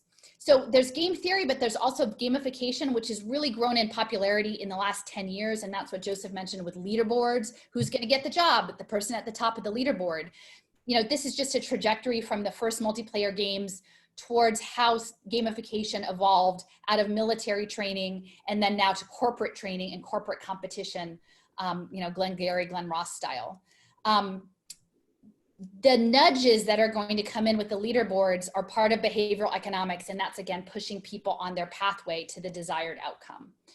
I'm going to just, I know someone asked about healthcare. This is the healthcare nudging. So nudging is a key feature of the pathways, of the gaming, of the behavioral economics.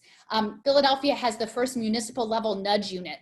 And, you know, it's coming out of the guy who heads it is a professor at Swarthmore, like the social justice college, right?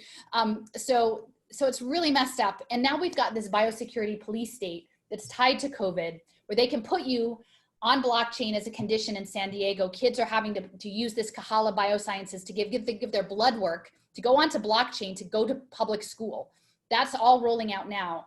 And in this poverty that's coming, the World Bank is already, you know, channeling. They know what the poverty is coming. That's their market. It's market shaping. Chronic illness management has been in the works. I mean, it's always, big pharma has largely been about chronic illness management, not stopping it.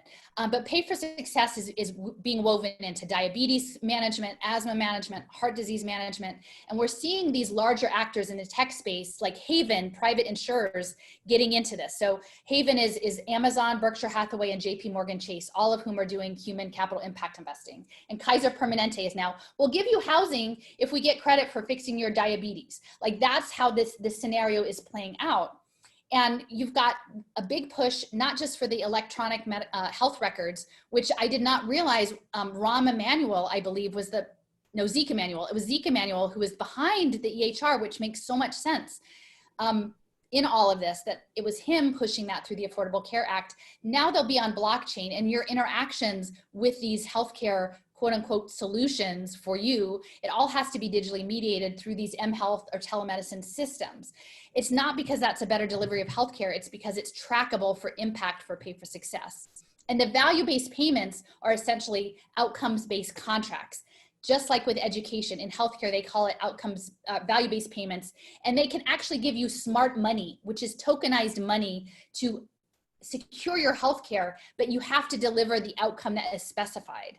And again, it's not going to address the structural nature of the problem of poverty. It's going to simply make the poor people follow set rules that are created by big pharma medicine.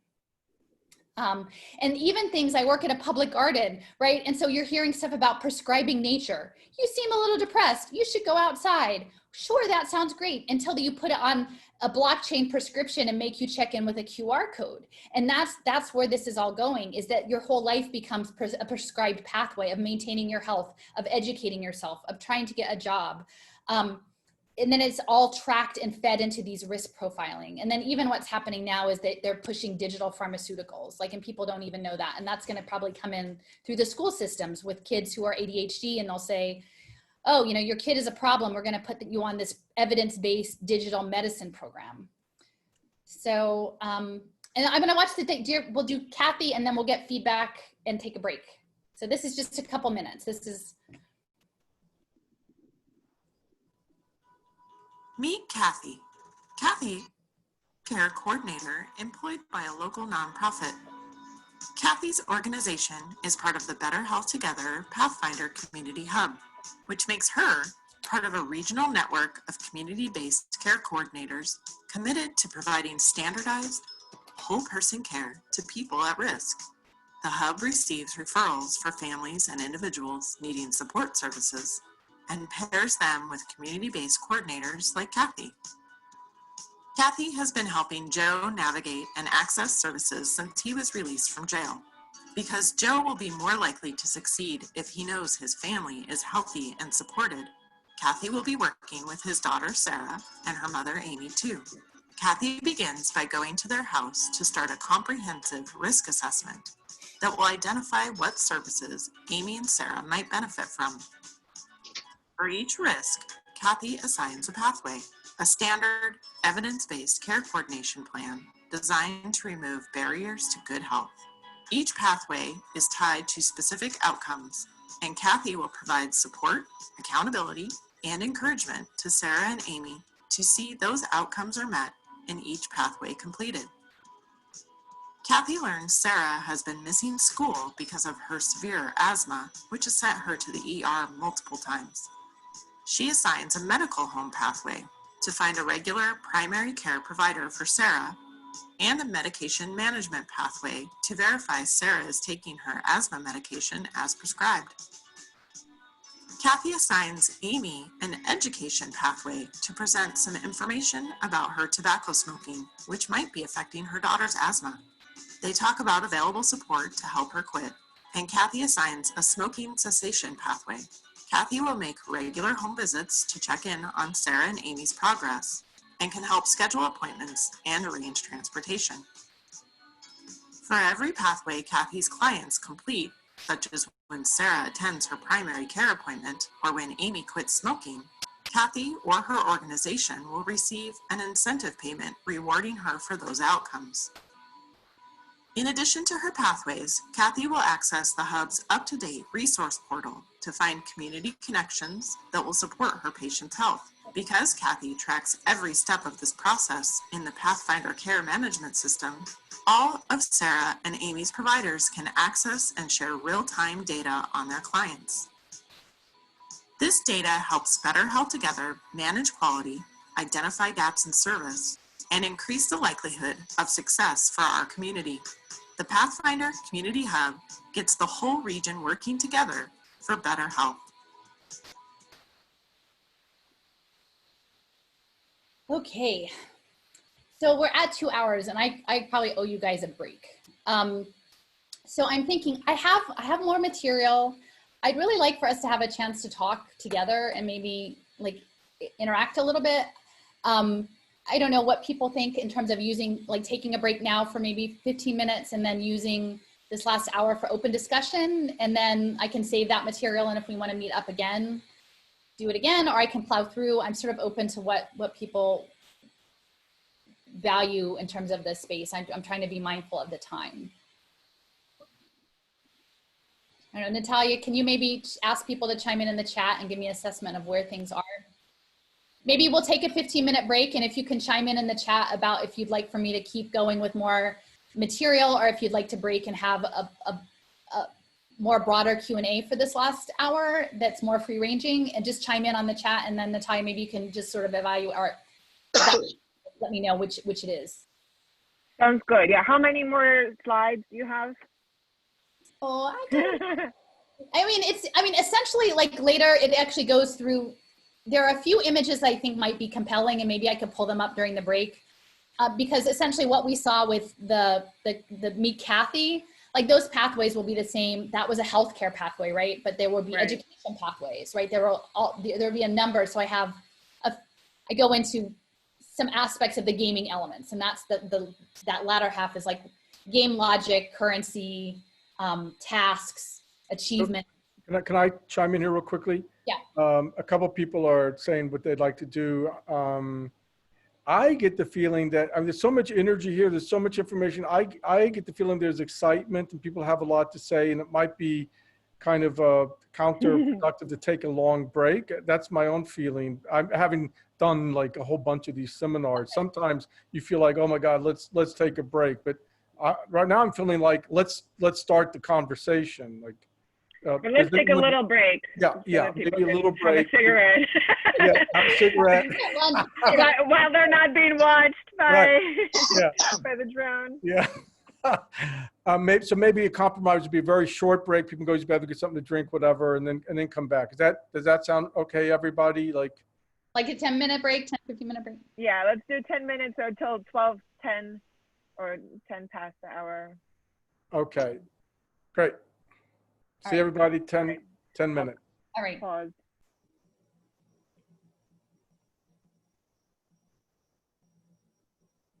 Are folks back?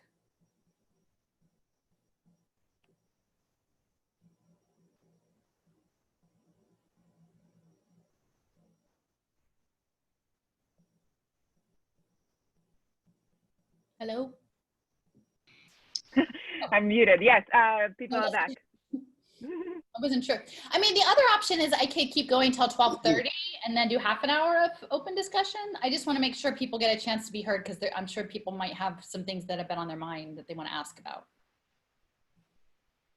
That sounds good. And we could also hold this, container open longer if you're available or other people are available. And we could definitely talk about another follow-up session as well. All right, cool. But I think some more material. I think we're all ready for some more stuff. More stuff. Okay, well, I just want to hit on the Meet Kathy. It's important to know that health is UN Sustainable Development Goal 4. Okay, and so that's what it looks like. It looks like not necessarily cleaning up the air or cutting down the refinery, removing the refinery in their neighborhood. It involves putting them on a pathway of medication control and, smoking cessation or whatever, that it can be logged all as data for these impact deals. And both, Michael Bloomberg was, the ambassador to the World Health Organization, and Gates. They're both very much invested in preventative healthcare, quote unquote, the impact investing space. So when we're understanding COVID and vaccines and all of these things that are happening, like Gates is the guy with the vaccine that's going to do the digital identity to unlock the human capital project. But then Michael Bloomberg is essentially the data-driven government guy who also runs the police state with Microsoft, like the global police state. So it's those two pieces that are important. So I would just, Joseph, can I ask for your impressions on Meet Kathy, like as a game designer? Well, she kind of reminds me of a story that I once heard about a king that got bit by a snake, and he put out a decree that he wanted to get rid of all snakes, and in return he offered a reward for each snake that was killed. And so the people of his kingdom went out and killed snakes and brought it to him. But as inadvertently, what was happening was the snake bites were increasing. And that was because people they weren't just bringing snakes, they started breeding snakes in order to receive. Oh, that's perfect. Yeah. So it kind of reminds me of that story. That is very relevant. Yeah. Well, that's what I keep saying. If you make a global poverty market that's profitable, you're going to grow poverty. Exactly. Instead of getting rid of the problem, it increased the problem because people, they saw an opportunity to make money. We're breeding snakes. That's very good. Okay. Well, so do people want to talk about this video now, or I could be open if people have comments, they have their thoughts on it. And I have a burning thing to add. I want to say that coming from education science and learning sciences, it's a mirror story in the education pathways, either for parents or for students themselves, trying to put them on pathways to careers. And it just, I don't know, makes my skin crawl thinking about this. So. Well, and the thing is, and I have a screenshot of it later, but that checkbox, right? Like here's your to-do list of these 4 things, do them. And that's essentially what competency-based education is. And when I first came into this, it was around school closures, but also standardized curriculum. And, I know Kim's in Maine, like that was the poster child for competency-based, proficiency-based, mastery-based education. And fundamentally is check a box.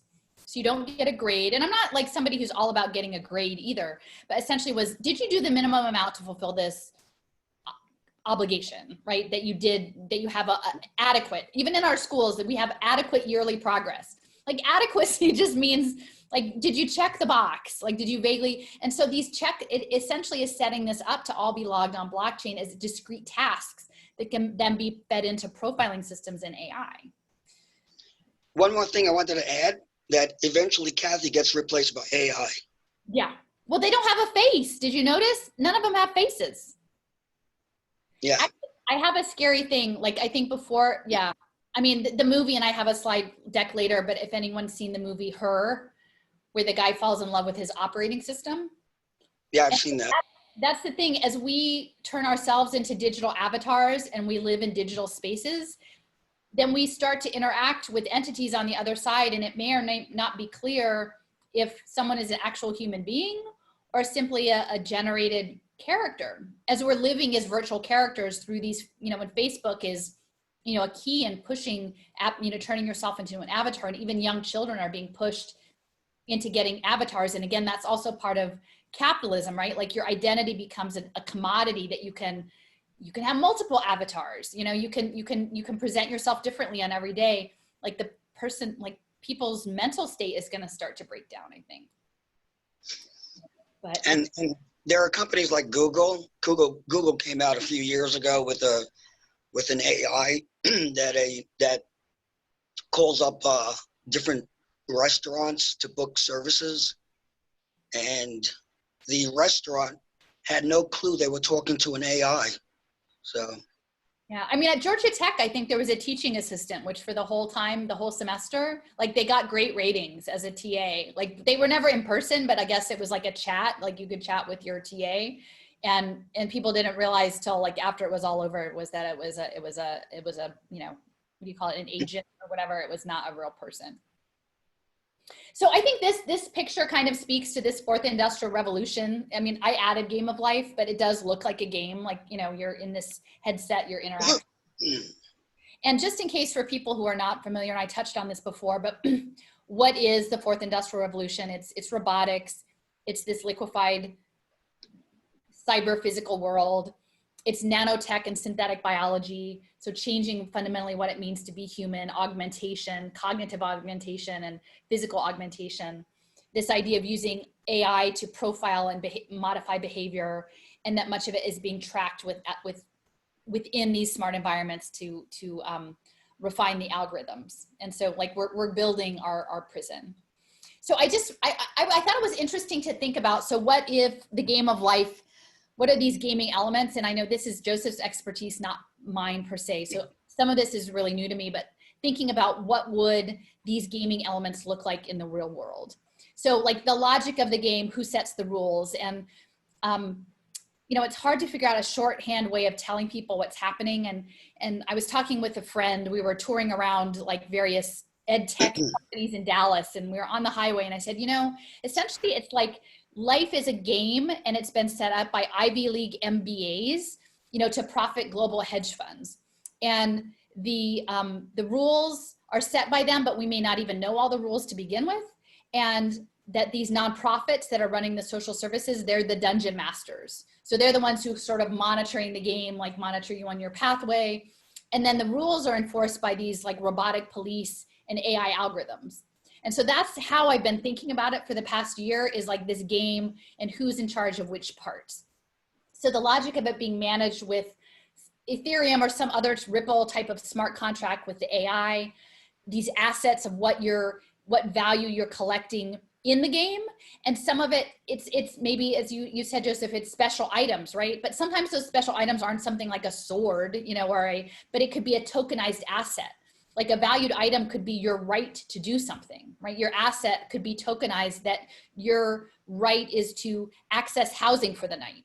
And this same friend, she was working with unhoused people in Dallas, and they would actually literally at the men's shelter have to stand on a sidewalk block. Like she was doing career services for them, and the person she was working with needed to be back at the center at a certain time, because literally they were standing on sidewalk chalk like blocks to draw numbers to see who would get a bed for that night, and he needed to be back by a certain time. But now with blockchain, like a token could be, your value would be your privilege to actually have a place to stay. So there are these different gaming assets. The players. I can add more to the game of life. Yeah. The game of life was actually, there was a computer scientist, I think it was back in the 60s or 70s, John Conway. He had turned into an actual computer program, something that was created by John von Neumann, the mathematician in the 50s, who created a kind of like a game of life. Created what's called automatons, little entities that locally have a few set of rules, and when they interact with other entities with this, with those same few set of rules, in large masses, they behave as a new organic entity. You have what's called an emergent behavior. And the reason why I bring this up is because that is highly studied. That's studied in sociology, is studying economics. In order to get a large group, large group dynamic, and I've programmed this myself. You see this with birds and fish, schools of fish, flocks of birds. In order to get the entire group to move in the direction you want it to move, all you have to do is just slightly change the rules for each of the entities that make up the mass. So in other words, if you nudge it, and if you nudge all of them, or you set certain rules within each of the individual entities, when they start to interact together, you get this emergent behavior that will act in a way that you want it to work to act. So let's say right now. What? Is that what we're living through right now? Yes, I see it all the time. I see it through through a game developer's eyes. Yeah. And let's say there's a political situation going on, and you want to direct the masses of the people in that direction. All you have to do is set up a few individual traits in a few characters, and the rest of the flock will follow. And you just need basically 3 rules. And listen to the 3 rules, by the way. You're gonna love it. In order to get a flocking behavior, there needs to be cohesion. So everybody has to come together, right? And cohesion doesn't have to be a physical thing. It could be a metaphor for something else, for some kind of behavior, a mental behavior. You have to have, that's one. You have to have alignment. All of them have to be aligned. So each entity will act only in accordance to its neighbors. So the entity looks at his neighbors and he aligns himself to the average of his neighbors. He also separates himself to the average midpoint of his neighbors. And here's one more, the third thing, separation. The entity has to keep a certain separation, kind of a distance. What? Yes. No. Oh my gosh. Cohesion, alignment, separation? Cohesion, alignment, and separation. And cohesion, distancing, and alignment. Oh, distancing, okay. Yes. And with that, you can pretty much do anything you want with group dynamics. But those are the 3 basic elements that you need. Anyway, go on. There's so much more I can talk about this. No, well, we should do this again. We should talk more about it. But I mean, from the financial side of things, I mean, understanding the behavioral economics piece, I think those folks must be just working super close with all of this math, right? Well, the reason why it's important is because it deals with the psychology of people. They actually have entire courses in the university that teach this with group dynamics with people, and it's run in simulations. The computers are simulating this, and they learn, and they're able to do predictive analysis, lots of predictive analysis. The whole point of it is to be able to control and manipulate people according to predictive analysis in groups. So they don't necessarily have to go with, affect one, each of the individuals. They just have to set the rules for an individual, or set up an environmental pressure on the outside that causes the group to reposition itself. Anyway, there's a lot more. And it's important to know, like the nudges, Cass Sunstein, the behavioral economics. So a big piece of this is being implemented, the what works government, the smart cities, the smart policing, the big data, the impact investing through Bloomberg Philanthropies, okay, through Michael Bloomberg. And he was a key figure in bringing Richard Thaler's work with the behavioral BIT. Essentially, in the UK, started a behavioral nudge unit in the UK government as social innovation. And Bloomberg brought it over to New York to bring all of that knowledge to New York to frame impact investing and also the built environment, because it has to happen within a smart city to nudge people at the scale that they want them nudged, right? And all of it is tied in with the human capital finance part of it. But it is gamified. And if you look up, there's something called Ideas 42, which also came out of Harvard, which is all about social impact engineering. But the simulations, a lot of them are coming out of the military context and DARPA and the Minerva project. It's all this behavioral science, but where is the power? We have a world where the power is so disproportionate. It's held in the hands of so few people. And these are the people who are in charge of the programming and the nudging. So, okay, so the other piece of this, the players, this idea that we become characters, in this narrative, that we're avatars, and that there's real-time social credit scoring on your leaderboards. The game board is these smart worlds. The tasks or the pathways with the nudges and the tokens for good behavior. And then we're navigating what's essentially a it's always been a police state, and now we have the layer of biosecurity on top of it, right? Like, are you distancing? Are you following all the recommended protocols?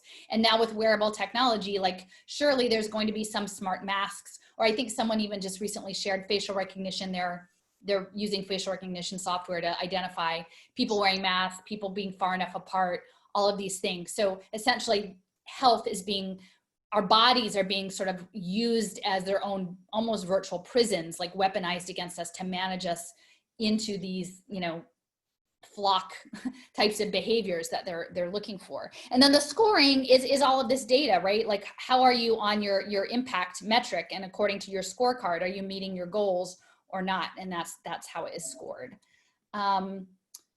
So this guy, this is another synchronicity. His name is Kevin Werbach.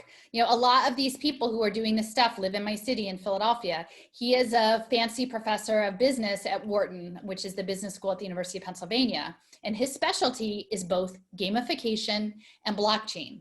And it really has only been in the past 6 months that I've really understood the significance of both of those things coming together. And he worked very closely in the Obama White House with expanding, like doing telecommunications policy.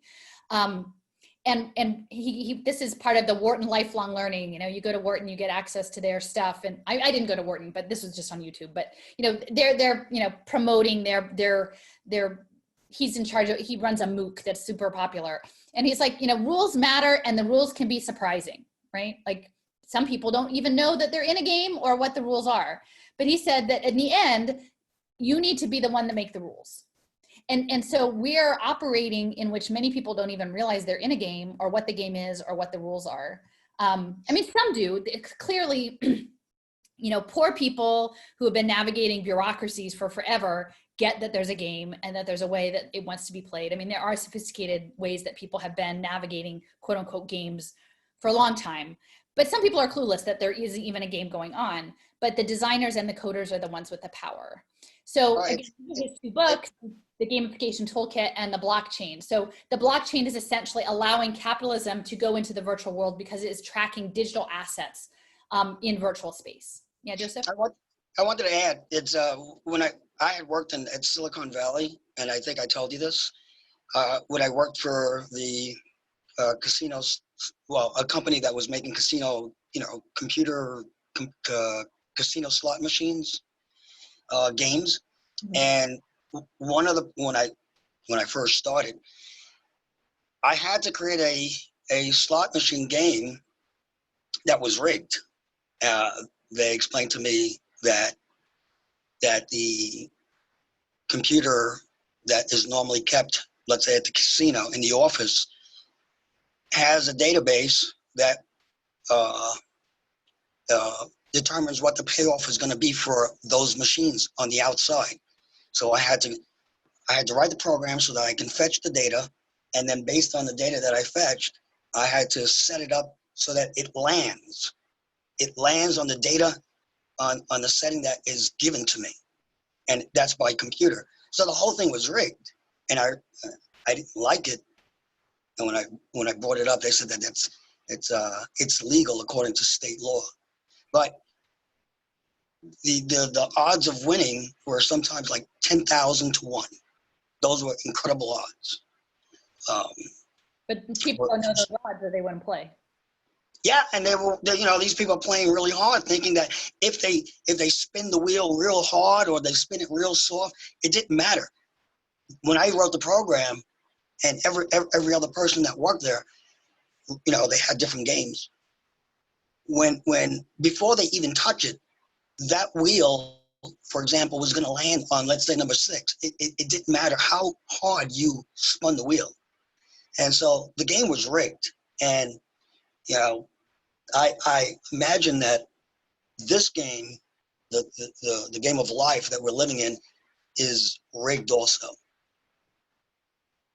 And it's also rigged by the military. That's my next line. Yeah. So understanding like the virtual world, that these virtual worlds are essentially coming out of the R&D for military simulation. It's always been that way. In fact, there was a gathering, I think in the late 1990s, where Hollywood and the military got together and said, we're both really into like simulation and we do different things well, like let's work together. So they created something called the Institute for Creative Technologies at the University of Southern California. And the two guys that started it up, like one came out of Disney and the other came out of the Army Research Lab. And they're really pushing, like they've done a lot to develop synthetic people and these CGI, non-playing character types of folks. But I didn't know this until I started weighing in just how giant the simulation industry is. It is huge. Like, and again, none of this hidden, but you have to know to look at their conferences, right? Like, and then you look at their conferences, you're like, oh my gosh, like there's this whole other world I didn't know anything about. But these are the folks who will be building the VR world or the augmented reality world that is coming from a fundamental like military construct. And one of the things that we had talked about is how you interface with different digital items, right? An educational module, or maybe you perform a physical activity related to preventative health care. Like those things are tracked and uploaded to a learning record store to hold that about you on probably the blockchain. That is happening through this thing called the Human Performance Markup Language, which is used for training soldiers, right? It's down to like using virtual reality to simulate firing a weapon, right? They use that, but then they use the same stuff to say, can you, like, how do I rank your performance at selling somebody a barbecue grill at Walmart? Like it's the same technology that they break down these discrete tasks and mark them up to check the box that you have demonstrated competency. So Aptima is behind this, and we'll go into it a little bit more with some diagrams, but it's important to know that the military side of things. The other thing is like literally what's going on with a lot of the pay for success digital measured behavior change is it's brainwashing. Like they're literally like, it's like Hollywood and the military brainwashing people so that global finance can profit, and brainwashing little children. So this stuff actually comes out of Army R&D. This woman, Elaine Rayborn, also is based out of the Advanced Distributed Learning situation in Orlando. That's the Army training office of ADL, but she's also with Sandia National Laboratories. And her big thing for her whole career has been this thing called like story-driven engagement, right? So that's the Hollywood part. Like, what is the narrative? What is your hero's journey? We want you engaged across multiple platforms. We want you to be in the narrative, whether you're on your phone or with your wearable technology or your big screen TV in your media room, or, you know, going to some outdoor movie somewhere else. Like everywhere you are, you're still in their narrative arc, which is essentially their game. So that has come out of the military, and it even says, this is one of their slide decks, that they want measurable behavior change, including physical, intellectual, and attitude, right? They're using this technology to make you function the way they want you to function in the world, and whether or not that's consensual, that's the question. Like, it's one thing if you have, and are a willing participant. It's another if you are not a willing participant. And I actually had a friend who attended a VR conference where she was like offered a chance to do one of these things, and we've been talking about it in a critical way, so she thought she should try it, and they didn't tell her, and essentially she went into this virtual reality space and was shot by someone. And it was really like emotionally terrible for her to have that experience not knowing. So it wasn't, I mean, that was somewhat consensual, but she had no idea. But this transmedia learning is coming into the education space, and like the 39 Clues and Scholastic, they frame it as transmedia learning. And here you can see these kids, they're all isolated from each other. They're on devices with their headsets, consuming their own personal narrative of their own sort of hero's journey. And it's crossing these platforms. And all of it is connecting up into the cloud through XAPI, or this Experience API software system. So I think when people are using, and Google and these various tech companies, they're backed by so much money, and the teachers are so overwhelmed and they feel like underappreciated when they get to go to a fancy conference, or they get some, nice swag to go along and pats on the back and you're great and we love you, here, try our stuff. Nobody's telling them that this is what's behind it. They just don't know. I think if they did, I would hope more of them would try to do the right thing and shut it down. But I think that's really important. Joseph, do you have anything to add? Yeah, there's one other type of simulation that the military uses, where the simulation goes both ways. It's a two-way simulation. It's instead of you changing the outcome inside the virtual world, the computer, the simulation, the AI and the simulation, and whoever are the operators, are changing the outcome in the real world. So you have two simulations going on simultaneously, where the computer is in concert. The virtual characters are in concert with the real characters on the outside, and innocent people are involved. And now I understand. I've read this. I don't know if they've ever done it, but we're talking about simulations where they can affect the outside world by feeding, let's say, for example, information to the news media. And then the news media broadcasts to the people, and the people are affected. And that affects a player in the real world, that affects a simulation in the VR world. Oh, that's mind-bending. We're all in the game. Yeah. So they do this in order to study the effects of real-world events with the VR event, and then a VR event is in real time analyzing how to change the effect in the real world.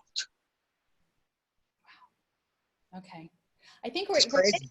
Yeah, it is crazy. I'm just gonna I'm gonna do 2 more slides, and then I'll check in with and do a temperature check. Here's this slide talks about social impact, games and impact. So this is exactly what I've been talking about. This will be tied. The United Nations is very much about virtual reality, channeling empathy, getting measurable behavior change around the Sustainable Development Goals. This is based out of Arizona State University, which is also the Center for the Future of War, which is backed by Google and Eric Schmidt. And so they're already talking about changing people's behaviors, but the people behind it are, in my opinion, not great actors. And again, when we're talking about digital manipulation, and even within cognitive psychology or consumer psychology, talking about using neuroscience to have people make choices that they might not otherwise make. Just if you shared this with me, this white paper, but this is worth looking up, Googling this, about the behavioral analytics in transhumanism, is that they're actually looking at thought-assisted behavior and implants and tracking, this voice-assisted tracking. When you think about, you're hearing about developments in Israel about COVID, here, talk to the app, so we can learn what it sounds like if you have COVID. We're all training these systems about emotions, and I'm sure all of that data is being fed into these predictive systems. Okay, well, maybe I should just pause. I know we've got 20 minutes left. So I'm fine to, like, I still have a ton of stuff. We can just like stop and then I can chunk off what I have left for a follow-up, and we can have, I'm sorry I didn't time it better. I should maybe compress it, but I think we've hit the high points. I think you guys understand the pathways, the characters, the finance, the ways in which the algorithms pull data and shape what's happening. I don't know. Do folks want to chime in the chat? Natalia, you want to sort of see where people are? Yeah, I think this is a good point to stop and try to integrate and process some of the stuff together, and maybe talk about what do we do as people who are aware and concerned. And it feels like so pervasive that it seems like impossible to stop it. It's like, you know, so I guess, you know, I'm sure other people are also wondering, like, what do we, you know, what do we do? How do we resist or obfuscate ourselves? Yeah, what can we do? Do you have any thoughts on that? Well, I mean, it's interesting. So my work up to this point was mostly like originally with teachers or people in the education space, and then it became more around people working with folks in poverty, and then this happened, and in a way that my research had never really hit with in the other spaces. The people with whom this resonated, like who were really engaged, tended to be like holistic healers, like people who are coming from alternative healing spaces and faith practices, and none of those were my worlds. Like that wasn't anything, like I'm not against it, it just never really occurred to me, it wasn't part of my practice. And so it was surprising, but there were so many people who like came into my path, and I'm like, okay, like there's something to this. And then, you know, this broader discussion was that we manifest, like there is an energetic system that's happening. And I don't know, Joseph probably has his own ideas about this too, like the mathematical principle, but like, I don't think we know all of the things. We don't, like, if we don't know all of the things. And I think that there are interesting intersections between physics and math and energy and spirit and faith that all are mixed up together. And early on, like in the spring, I reread Wrinkle in Time. I don't know if any of you guys have like read that lately, but essentially it's all of that stuff together. And it's like, you know, in the end, like love wins against, it's these different quantum zones that people are traveling through with the Tesseract. And then, you know, but in the end, it's the love of between the sister and brother that breaks, that essentially a technocracy is, you know, how that story ends up. And so I'm trying to, I think in this, and I have this tendency to be like, oh my gosh, look at all the terrible things. And here's another terrible thing. And here's this other, you know, and that actually isn't super helpful if we're trying to, like, it's good to have a briefing, but if you're not balancing it out. And I've really valued people who have like been in relationship with me to sort of be like, hey, like we can manifest, and not just to be super crunchy, you know, like saying like, oh, we don't need to pay attention to these other things, but like, I think that we are very powerful. Like, and I listen a lot to John Trudell, who has been a huge inspiration to me, who is an activist with the American Indie Movement, who understood things about energy and predator energy. And, you know, his framing is that it is our responsibility to use the intelligence given to us by the creator to go up against machine. And he called it of technologic. And he's like, people have been doing it forever. And so I'm kind of, I mean, I'm at a different point in my life. So I'm 52 and my kid is, you know, semi-adult. And I think it would feel different if I were younger, but I'm like, you know what, if what I can do is live my best life in truth with people who feel the same for the time that I have, like I've come to a point that that's enough for me. And that if this idea of energy, like if you try to manifest what you need in the world and collaborate with others to be that, you do that as long as you can. And I'm a planner, like I'm so like, you know, what do I have to do? You know, I was never like, what do I have to do to get the A, but I was always the overachiever, right? Like, what do I have to do? And like, there is no plan on this. But I feel like I'm designed to the fact of like, the path opens. Like if you're dedicated yourself to walk the path, like when the next thing comes, if you have an open heart to see it, then you make that choice. Anyway, yeah, Joseph. Yeah, I think ultimately people need to have a choice. What I'm seeing and what I don't like is that we're not, it looks like we're being pressed to live in a life where we did not make a choice. Like, for example, the identity thing, being placed on a blockchain and not, being threatened that if we don't take the vaccine and get a cryptographic ID, that we can't buy food, travel, and so forth. And that's the one point I have issue with. And the second point is living in a society where cash is gone. We're living in a cashless society, because what ends up happening is that an authority is holding on to your money or money that you've earned. And if for any reason you don't comply with any of their mandates, the money can be cut off, or you can be sanctioned, or it can be deducted from your account at any time if for any reason you're not doing the right thing, their right thing.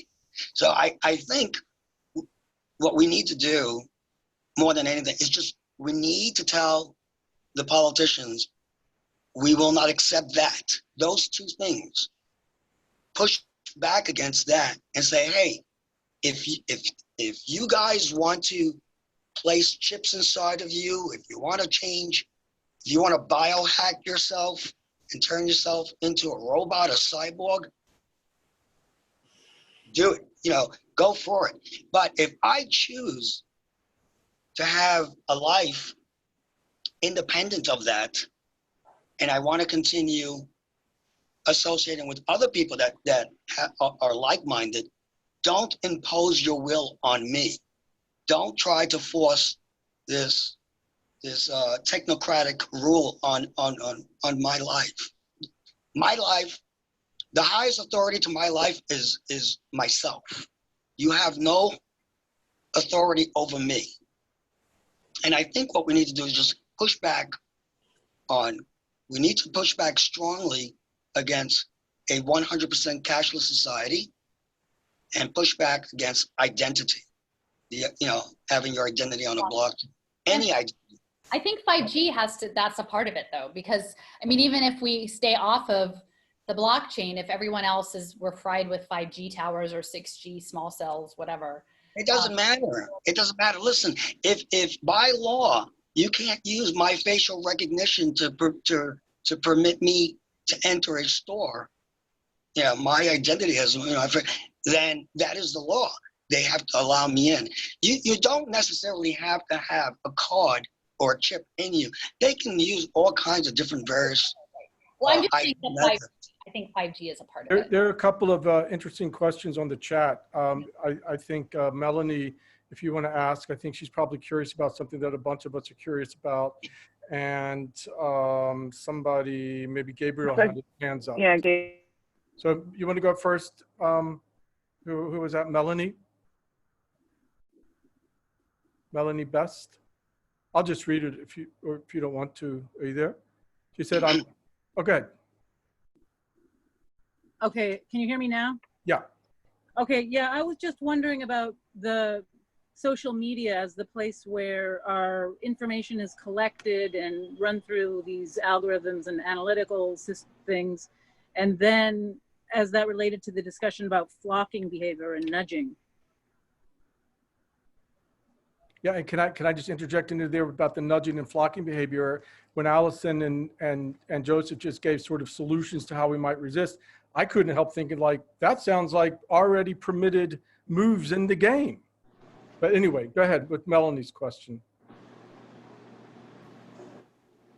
Well, Zuckerberg is behind a lot of this, and the interoperable data model, there's something called, and for the person who's in healthcare, if you're still there, I would say definitely look up something called the National Interoperability Collaborative, because that is what's going to scale all the interoperable data. And it's interesting because it also feeds to the National Council on Crime and Juvenile Delinquency and the fusion centers, which was always like crazy. So that model was based on what's called the Silicon Valley Regional Data Trust, which is a part of something that was based out of Data Zone, which is an interoperable data program that was harvesting data off of about 500,000 kids in the San Jose area. They were all put in, it was mental health, foster care, juvenile judicial involvement, pre-K, all of this data was going in, and actually Penn did a study on social impact tied to that. So it was NSF funded Data Zone, but then Mark Zuckerberg was like, we're gonna scale this. So they poured money into it.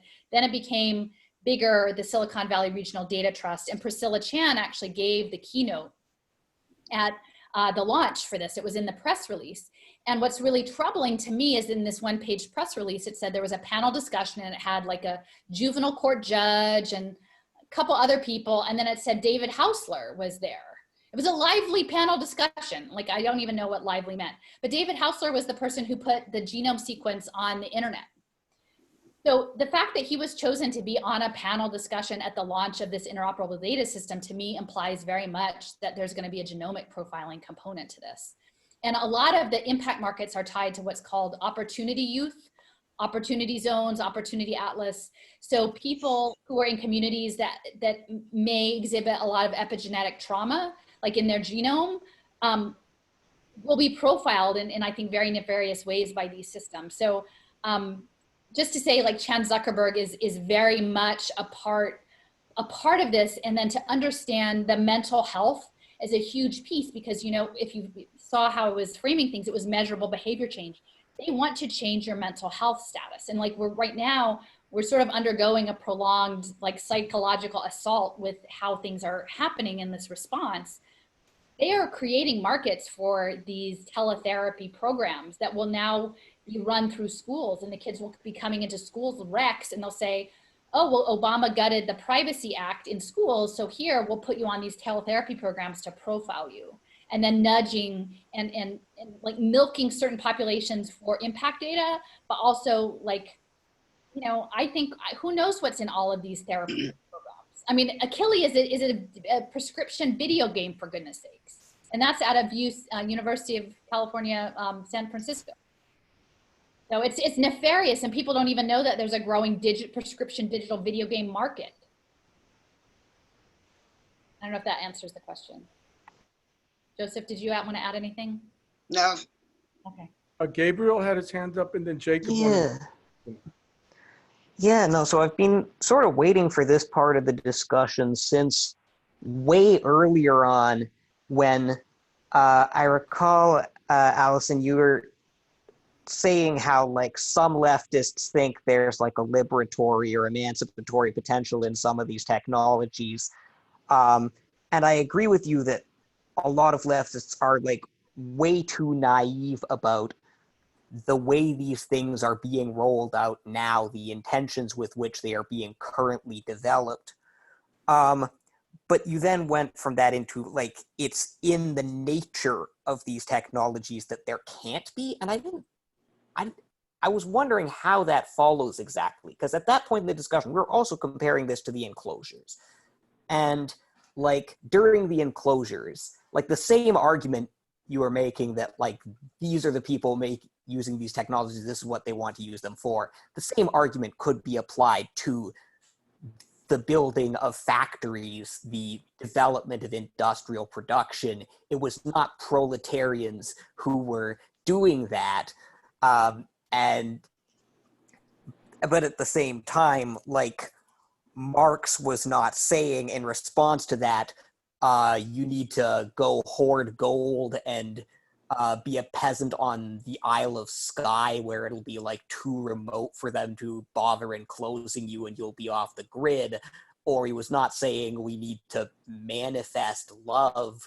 And what he was saying was you need to take control of the factories, the mechanical industrial means of production that they have imposed on you, and turn that against them. Now, one thing that makes me think there might be an actual difference is that, like, ownership, when you talk about ownership of the means of production in the industrial system, that is purely a social relation.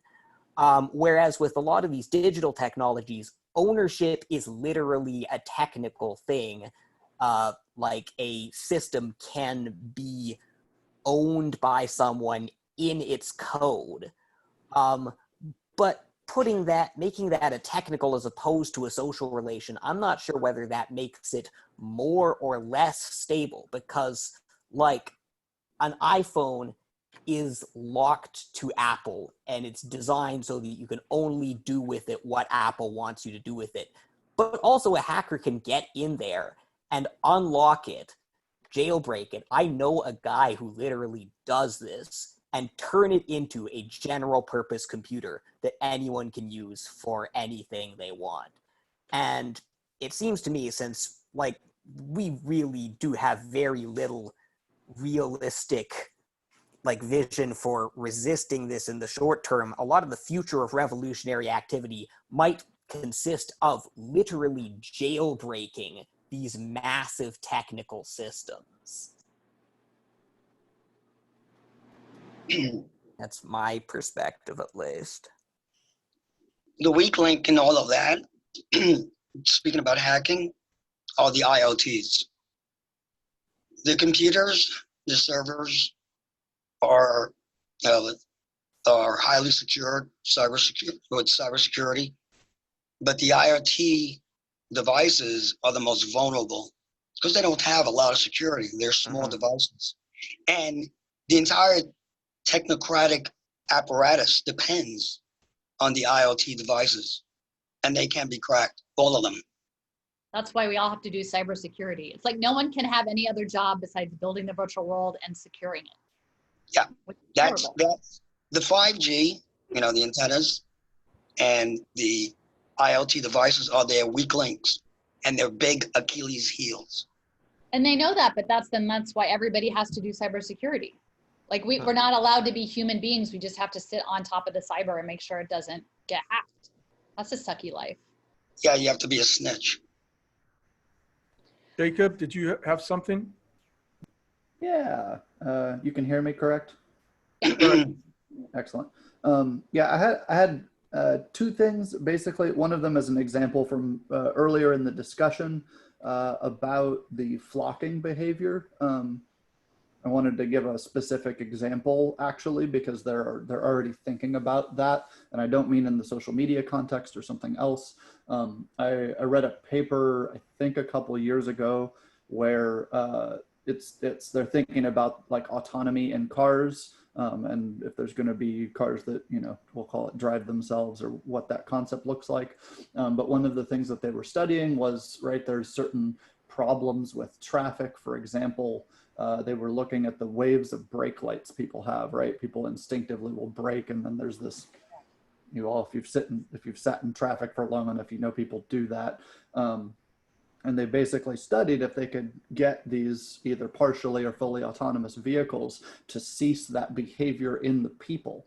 And they could, and it meant it took 5% of their number was something about 5% of the vehicles on the road, if they were, I'll call it autonomous, whatever that means, they drive themselves to some extent, they can actually do the nudging that you're talking about to cease the brake light waves so that traffic always flows at peak speed or whatever. Just as an example of actually engineering crowds of people that way. The other thing I wanted to mention that was more on the blockchain topic is that they were meant, I think the other person, sorry, I've already lost your name, was talking about Ethereum 2 as potentially fixing the transactional speed issues with various blockchains. And that may or may not be true, but just as a sort of note, there's a 2-year development timeline on that. There, just so if you're thinking 2030 or 2035 or something like that, Ethereum 2 goes live within a month, I think, is the current plan. And then there's a 2-year timeline on getting it, fully fleshed out, or whatever you want to call that, fully built. the other thing is I put a link in chat earlier. There are other people now that they have you know how to build blockchains. There are other people building literally high performance blockchains. And about a month ago, somebody put one out that'll do 1 million transactions a second, which is a little bit closer to, you know, the ballpark of being able to attach chits to every little thing anybody does. And so I have what the suspicion I have, and that I would put it to the rest of you, is that if you are thinking on 2030 or 2035, that's probably too far. Actually, it is likely to be sooner than that, because the technology is very close to ready. And COVID is giving a sort of chance to accelerate everything in I don't mean it in a positive sense, but in an amazing way. I agree. There's an acceleration going on. And as far as the Ethereum, I don't know if it'll be able to reach transactions on the scale of, let's say, 2 seconds for millions of. In fact, I don't think they can even do as many transactions as Visa in 2 second spans. The fully built out version of Ethereum in 2 years, I think, is on the same ballpark as Visa, basically, but that's insufficient for what they're planning. Yes, and it would be quicker. Visa takes about with their clearinghouse, because it has to go through a clearinghouse, about 4 or 5 days to get cleared, whereas Ethereum takes, I think, something like 7 minutes or less, something like that, which is a major improvement. I'm keeping an eye on some of the other ones. There's what is it? Stellar, I think, is one of them, and they have a 5 second clearing time, right, and pretty significant throughput as well. And they specifically focus on exchanging between the different kinds of tokens. Right. So. Yeah, I mean, there's all types of different chains that are developed. There's one that's developed just for IoT devices, which doesn't have to worry about the issues that the other blockchains have dealing with the mining. What was the other question? Oh, the one with the flocking behavior. The flocking behavior. Yeah, that's interesting. Where if you have partial autonomous vehicle nudging or fully autonomous vehicle nudging the rest of the group into conforming, producing a mass, an organic outcome on the mass entity, the mass composition of the individual cars. There are studies that have been done not just for cars, but with people, individual people, attempted to escape, let's say, for example, buildings that are on fire. And at doorways, you end up having clusters. You have clogging at the doorways, and it's been shown that with the proper nudging, if initially set properly, people will alternate getting out. If you don't have the initial nudging at the beginning and everybody tries to get out the door at the same time, you get a stampede and people start killing each other. So I mean, there's been a lot of studies as far as flocking behavior, group dynamics, social dynamics in emergent behaviors. Joseph, can I chime in just too? Because this is one thing that I've been trying to figure out is, I think maybe it feels like people who are coding this stuff, I wonder, like, do they realize if it goes into like a decentralized autonomous organization or something, like where the brakes are on some of these learning systems and the AI? It feels like some of the folks who are maybe building this are not anticipating that it's soon going to leave human hands in terms of the gatekeeping and these smart contracts. Okay, I can tell you, I've worked with blockchain, I've worked with AI, I've worked with game development. in all these years that I've worked, and I've worked with AI since the early 90s, nobody has ever thought it would cause, because we're all working in the game environment. Nobody has ever thought it would destroy the world. As far as blockchain, honestly, I thought blockchain was the greatest thing that ever occurred. I thought it was ingenious, and I thought it would solve all our problems.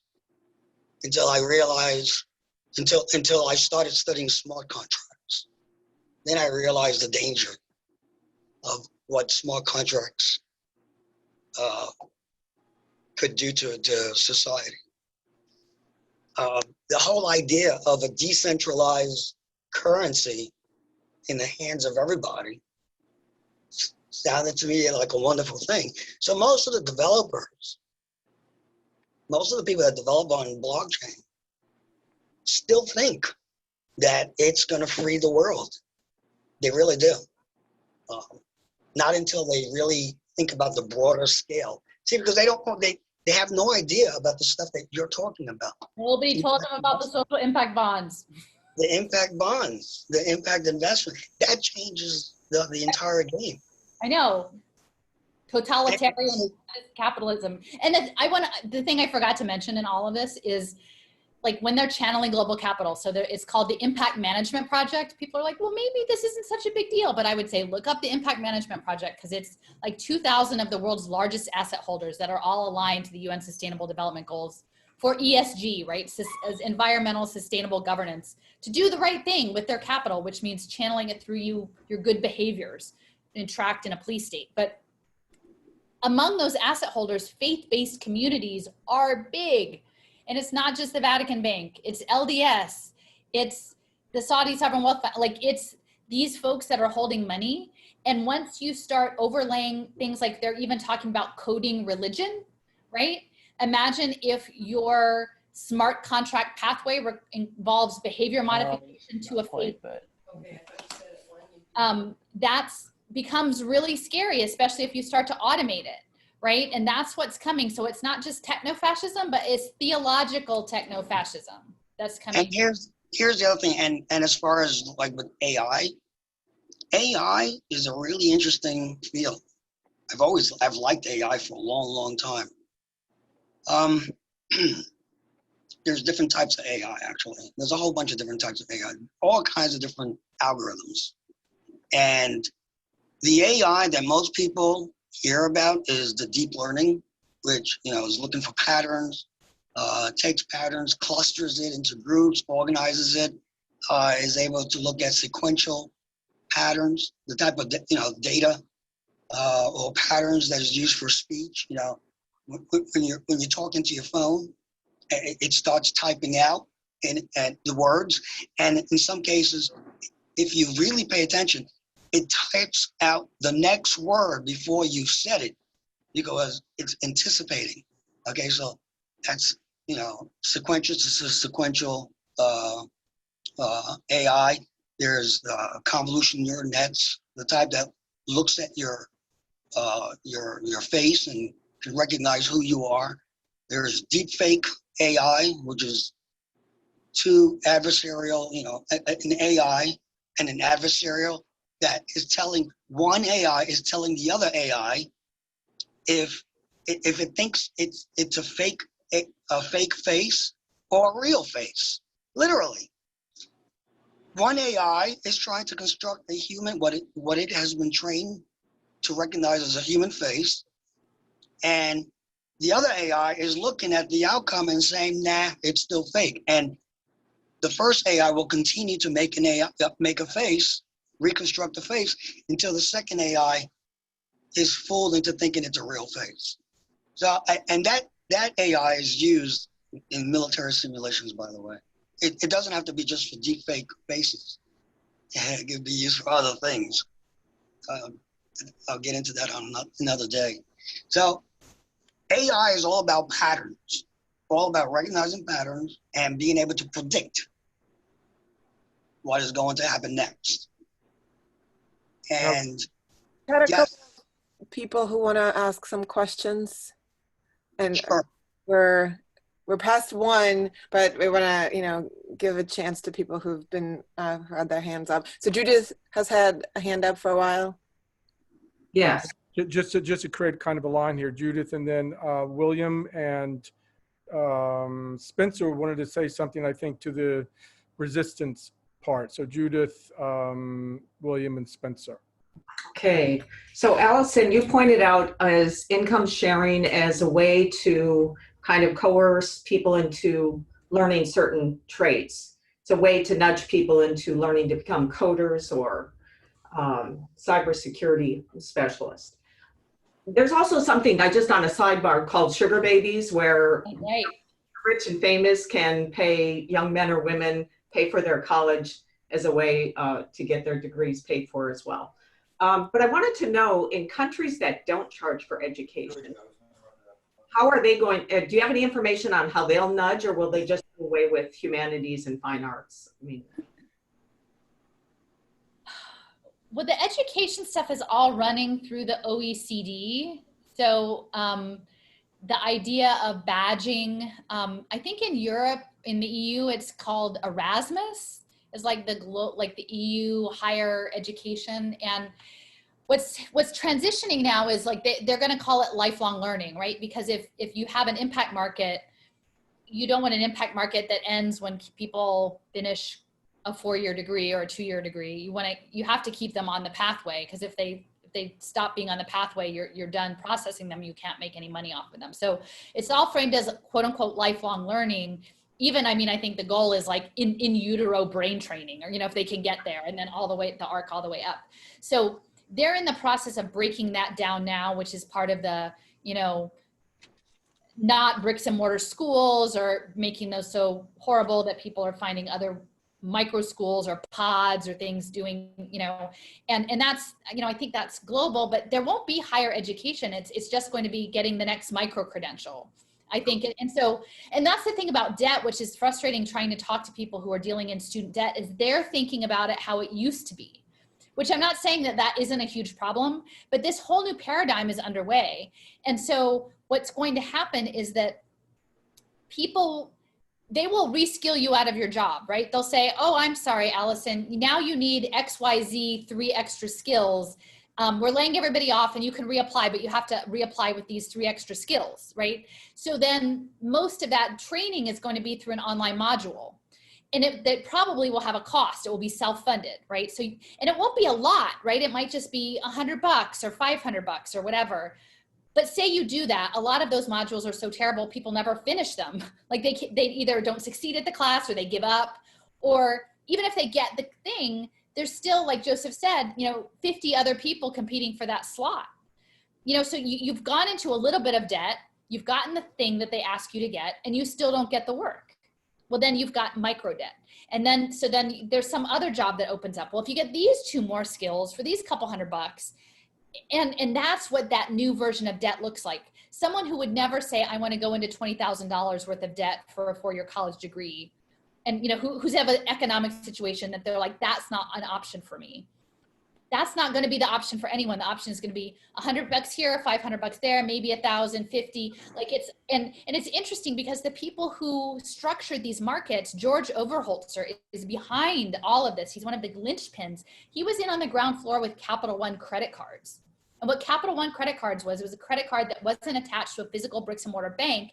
And what they were really good at, even before cloud computing, was maximizing sustainable debt in a way that people were comfortable with. Like people liked Capital One, but Capital One made as much money as they could on the debt, and they calibrated their math have been really good. I don't know how you do that, but they did that. And then he left Capital One and joined the nonprofit finance fund.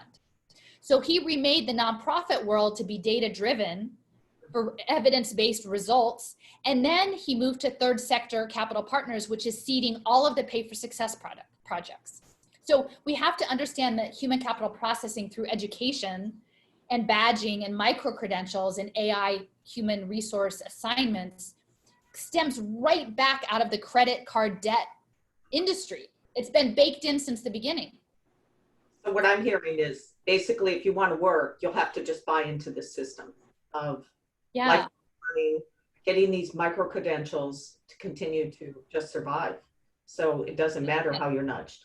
So that makes sense. And that's the problem is like for the homeschool folks, because I think like even within that community, they're like, we'll just stay out of it. And I'm like, well, the thing is, one, they're going to give a digital voucher for education. So all of the libraries and the maker spaces and the theaters that you used to go to as part of your unschooling will all be collecting data, because they're going to take the public voucher and they'll have to give the data and they'll have to standardize their badges. So you have to, if you want to really do it, you either have to just sit at the kitchen table with books, or you have to build a parallel institutions that don't take the vouchers. But even so, say your kid gets to be a young adult with no badges. Well, then you got to build a parallel economy. And that's kind of what Joseph was saying. Like, there should be a choice. If some of y'all want to go live on the blockchain with the 5G towers and the robots, cool. Could you carve out some space over here for those of us who aren't going the cyborg route? Right. So getting back to resistance ideas, I've never known pushing back on politicians to be effective. They serve the people that pay them, and that's not us apparently. But the only form of resistance I can see right now is I was looking at charter cities, and if that's what they're doing, that's one form of resistance people could take, but they would really have to build a parallel economy through building a charter city. So they're not uncommon. My brother lives in a charter city, so I'm a little bit familiar with them. Okay.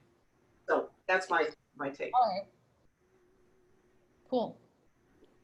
And William, was that the next person?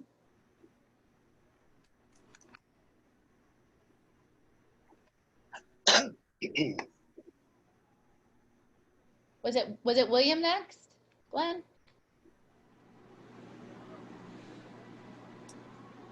Yes, William McKenzie. Maybe do they want to be unmuted? I can read what he wrote up there unless he jumps in. Yeah. Oh, go ahead, bud. Yeah. Hi, thanks. Yeah, I'm just kind of, it would be good to see if any of you guys could explain how we can find out more about strengthening our own cybersecurity to kind of protect ourselves, and can we kind of geofence ourselves out of this system? Sounds like a Joseph question.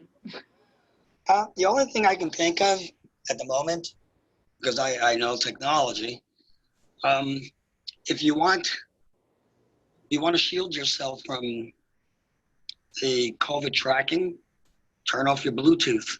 You need to turn off your Bluetooth, because the health app that is uploaded into the Android and Apple phone relies on the Bluetooth so that it's able to synchronize with any other phones passing by and be able to exchange data. Bluetooth is a form of is a microwave. It's a very weak microwave signal that communicates from phone to phone. That's one thing you can do, is shut off your Bluetooth. You can also place your phone on airplane mode, so there's no communication in or out. And you can shield your phone in a Faraday bag or Faraday cage, or if you can't afford one, just take your phone, place it in a plastic Ziploc bag, cover it with aluminum foil, and that suffices. The plastic bag is so that the aluminum foil doesn't scratch your phone. You just need to wrap it up in aluminum foil, and there's no communication going on. You can shut off your Wi-Fi. Make sure there's no Bluetooth in your car turned on. That's all I can think of. I mean,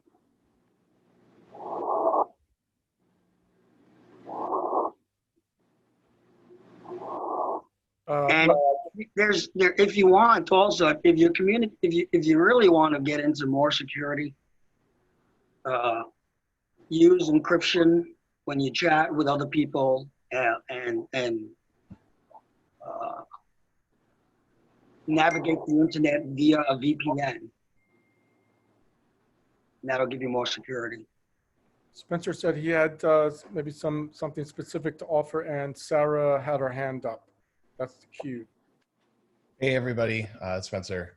Just really loved the presentation. I thought it was great. Thank you so much for teaching us as always, Alison and Joe.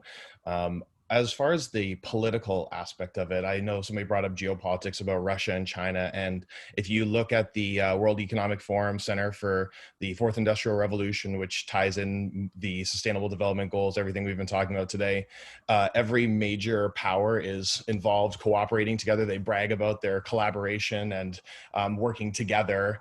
Obviously, people think, oh, this is great, no nuclear war. Well, that's just unfortunately lulling people into a false sense of security. And the real war going on outside is, of course, the class war of people who own everything, the Jack Ma's, Jeff Bezos, Bill Gates of the world versus the rest of us, people who have nothing. And unfortunately, like to the commenters talking about geofencing themselves or opting out, that's not, you can't opt out of a class of people. Like you're stuck with the rest of us who are propertyless with these people. And now the economic situation has turned, it's no longer profitable to even make stuff. So now we're plunged into the virtual working world. So that requires reaching out to everyone else around you who is going to end up in this. It's not going to matter what people's identities, and like this is where I want to tie into the domestic political situation of the NGOs. And as Alison said, the nonprofit sector has been completely co-opted into pushing impact investing schemes. So that's what the Black Lives Matter, 350.org, Amnesty International, any of these large NGOs are worth. They are your enemies, ready to stab you in the back the second that the police and smart cities are in place to do so. So what do we do in response? I think the only way to resist is to create community groups that are away from the blockchain, digital finance foundation funding, that are disconnected from that system, because clearly there's enough people on the Zoom meeting who want to disconnect, and there will be other people in your cities that do not want to be a part of this. And they ultimately can't put everyone into the digital prisons if everyone says no. So ultimately, the way I see it is like, and the background Alison came from, a background I came from, or community organizing, you have to. It's the only way, because no one's going to agree to this. Even police and maybe even military, as I'm on the left and sometimes I'm skeptical of military, but I doubt many soldiers would want to see this happen to their families be put into a digital world. So there's many people to reach out to from all walks of life that would fight back against this. And I think that looking for an individual way out is not dealing with the problem, which is that there's a global ruling class, Chinese, Russian, American, that all would love to put everyone into a digital prison. And then there's everyone who they have their targets on, which is us. And that's who ultimately we need to fight back with. So just some food for thought, just to maybe push back against the individual approaches. Yeah, that's great. You can comment on that, you guys, but just to rearrange the queue, Marjorie's had her hand up for a long time, and then Sarah. But go ahead and comment if you like, Alison or Joseph or anyone else on what Spencer just. You know what? I'll wait till the end, and then I'll just do a sum up. Okay, so Marjorie and then Sarah.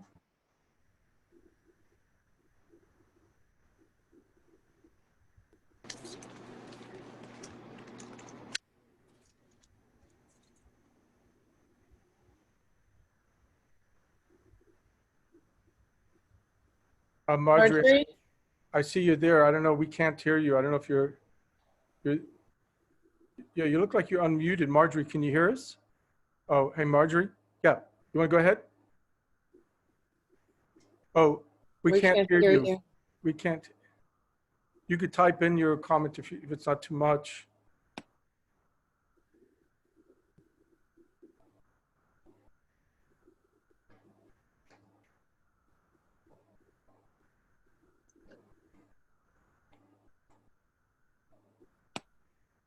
We can hear what that clicking noise, so.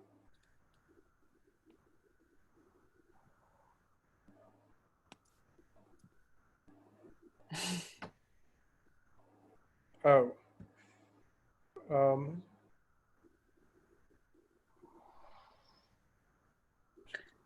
Maybe we can come back to Marjorie. Sarah, do you want to make a comment or question, ask a question?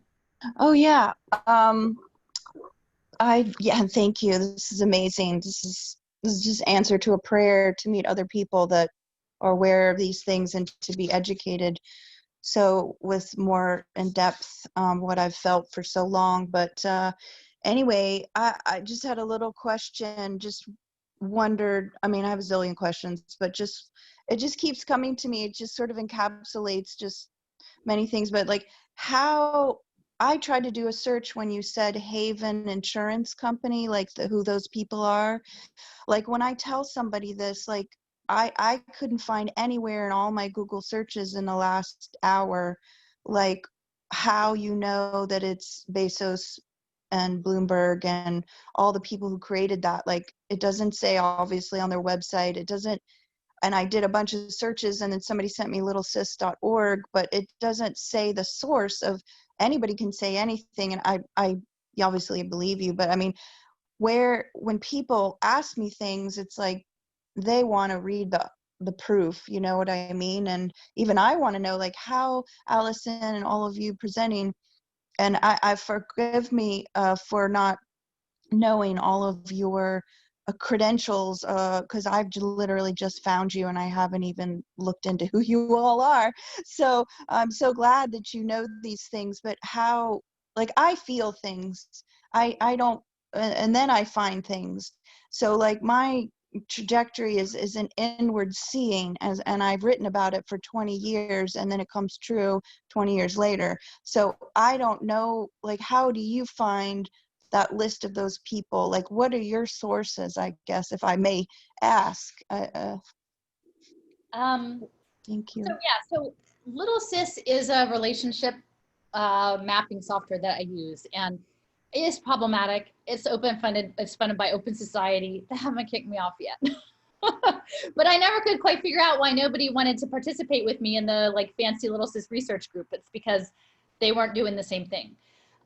So essentially when you use that platform, it's all they do data dumps of election stuff, which isn't the kind of research I do. This is not a reformable thing through electoral politics. So that kind of data dump comes in, but what I do is I watch 4 hours of the World Bank and New America on blockchain. Like I'll find the white papers, and who came to which conferences. And within Little Sis, it has a link actually on the right-hand side of the page to the source material. That's the thing about Little Sis is you have to provide a URL for anything that you upload. So sometimes if it's a downloadable PDF, like I'll upload it to my blog and then use my blog link to link to the source. So it's very possible things could get wiped.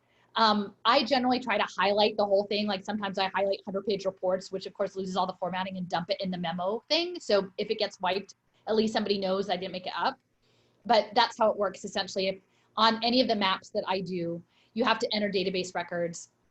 And then once you have the records entered, then you have to make the connecting relationships. And then once those are in place, you can create graphical maps, which are pretty simple, but for me, it's almost like an interactive bibliography or a mind map. And it is useful for people who are like, well, how do you know that? Well, it's because it was in their press release. It was in their, their white paper.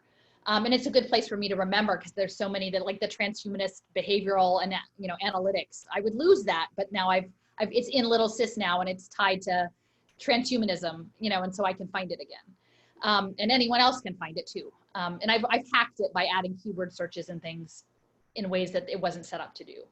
So for me, that's helpful. I worry one day I'll just be kicked out of it. Actually, I think Joseph, you saved a backup for me at one point, which was awesome. But I understand people want to see, I think there is a certain, a kind friend said, you can't change people. Like you can speak the truth and you can act the truth. And when people are ready to hear it, they can hear it. And if you have the backup documentation, they'll look at it. But if they're not in a place that they can process it, they simply won't. And the idea is if you speak the truth and you do it consistently, and as I agree with Spencer, like we're all in this together and there's a huge educational program that has to happen. And someone said, yesterday, like, I don't want to be like, neither Joseph and I want to be like the saviors in this program. We want to build a horizontal movement of education. And that's what's so vital and why, Insight Seminars has been so generous in providing the space is like, we need to educate each other because I have a schema I'm willing to open and adjust the schema as we get new information, but we all have different parts of the puzzle. There are people who know way more about healthcare services. I come to it knowing education. There are people who know addiction treatment. There are people who know community development. Everybody has different parts. And so we have to both know those things and be able to articulate it to others, which is something I have, I struggle with. People are like, how can you make it simpler? And, if there are people out there who can make it simpler, I would be very grateful. I would love to see this as an Afrofuturist zine somewhere. If anybody knows someone, like that's my vision. I can't make that happen. But I don't know if that answers your question. I use Little Sis, and the documents, the sources are there on the right. So if I could you said at the beginning you watched some TV show, a program of something, and then one other thing. What happened to Anonymous and all these amazing, phenomenal hackers? Like, where are these hackers that could go into all this and bring it down? Like, where are our heroes within the system? Like, that's all I'm just projecting in my heart, that to wake up people within at the highest levels. This is, I'm dreaming here that there are people that are like, wow, this is wrong. And they wake up out of their programming, or maybe, I know that's, I don't know. Everyone's asking, what can we do? And we feel powerless. The reality and the thought that any of us cannot be forced to be vaccinated and force tested, our DNA collected and possible infected by these so-called tests. They are breaking into people's vehicles in Australia right now, smashing windows, the police, if you refuse to be tested. If you refuse to be tested. I think we're in a battle of good and evil at this point. It is a colossal struggle. I don't think none of us picked to be born in this time.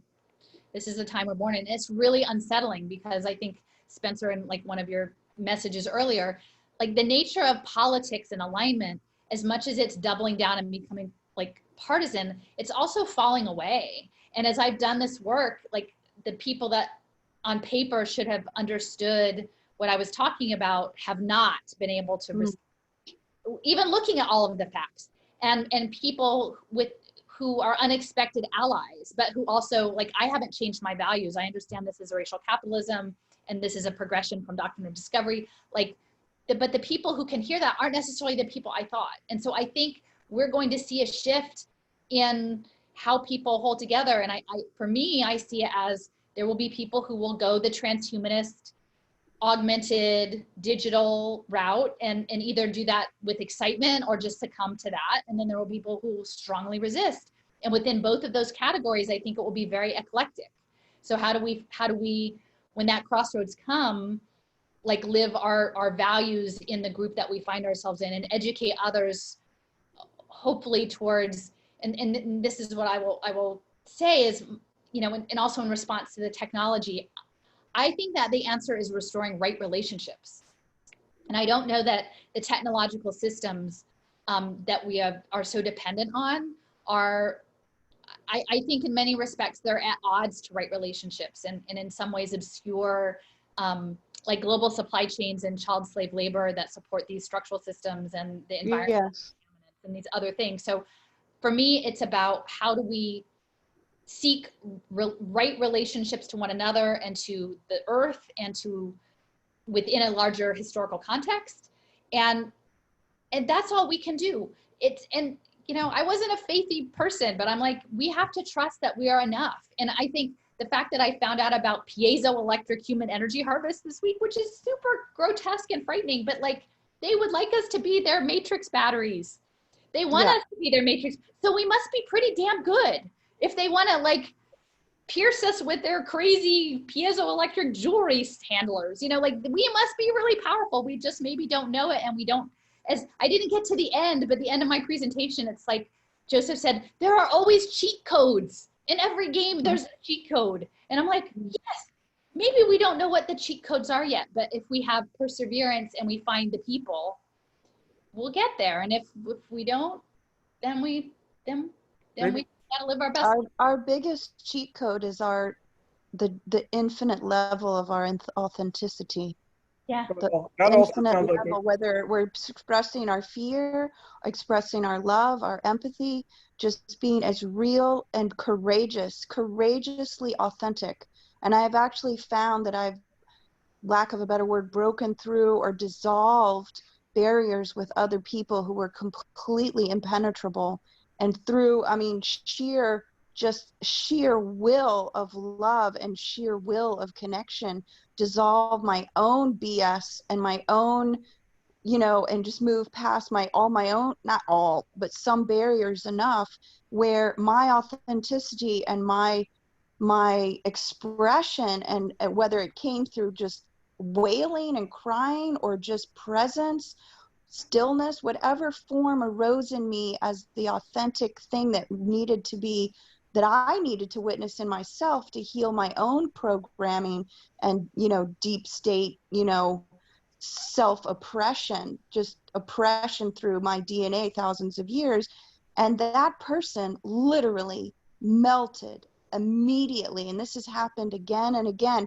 And there's no cookie cutter, except when I had the courage combined with the will inside of myself to connect and not give up, to not throw that person to the wind or say, oh, you're not worth it, or it's a hopeless. And I didn't judge them, and I didn't judge myself, and I didn't go, I'm talking too much, I'm sorry, but you know, if I can just, Spencer threw out a very important challenge. This might be a way to kind of wrap up and suggest a follow-up session, which might be something like the cheat sheet, you know, consider, you know, coding the cheat sheet or something.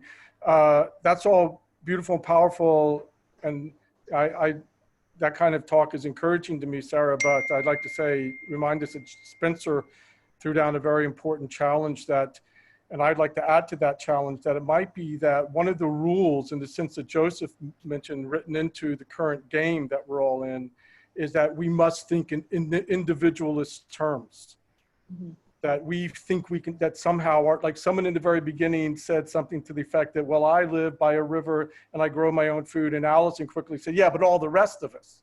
So great that you did that. But what about all the rest of us? And so Spencer throws down this challenge, coming from Marxist, hard left, anarchist tradition that says we must think collectively.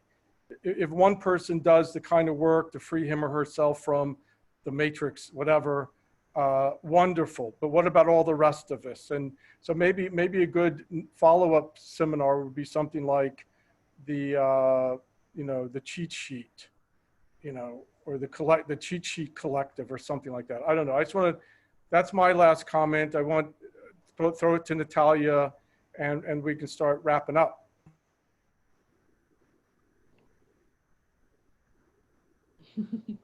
I'm trying to summarize the name for part two. Yeah, I think that would be great. I think there's so many questions and, and concerns and strategies that people probably want to, we were just realizing like people will just not stop asking questions for the rest of the day. So Alison, is it okay? Can we share your email or some other way to contact you if people want to follow up with you directly? Sure, yeah. And also like there's a contact through my blog. So that's Wrenching the Gears. And, I will just say, if you haven't read my post, it's called Timpsila, TIMPSLIA, Timpsila Medicine for Technologic. Like it actually is a hopeful, and this is sort of looking at John Trudell's stuff and some time I got to spend in South Dakota. That's why this was delayed a little bit in getting this program off the ground. So you can share it, or you can, there's a contact tab, and I'm happy to talk with anybody because like I said, I think that's my faith, is that people, if the world was still so terrible, we wouldn't have found each other. We wouldn't all be finding each other. Like as much as there's a polarity of things organizing in this problematic space, there's also this counterpoint. And so it's like, how do we best leverage that? So, but thank you so much. And thank you for everybody for your contributions, because Chaz, who is my friend in South Dakota, who worked for a nonprofit in the Sierra Club for 20 years until realized how everything was so terribly broken. She's Lakota, and she just walked away from her job, and she's raising chickens and growing food. So like all of your contributions, we're splitting it between the platform and stuff to support Chaz and her efforts. She's like, I don't want to go to a bank to buy sheep. What do I do? And I'm like, I don't know, but like, I'll, try to do what we can. And that, I think even just participating today in that way, like we're part of a solution, a small bit. So thanks. Thank you so much, everybody. And it was great hearing so many different perspectives. So I just want to also offer the Insight Seminars platform for other folks who have experience and expertise in different areas and want to present their own session. We would love to have, we're kind of cultivating this community of rigorous and rebellious thinkers and learners. So you're welcome. Just drop us a line. Thank you, Joseph. You're welcome, and thank you for inviting me. Actually, I had fun, and actually, I'm always hopeful and optimistic. We're going down with a good fight, a solid. I think there's lots of loopholes and holes to capitalize on, so we'll get this. We need that next seminar. We need to hear about the cheat sheet, the code, the loopholes. You guys already start thinking about that, please. I will work on it. All right. All right, everyone. Thank you. Bye-bye. So much.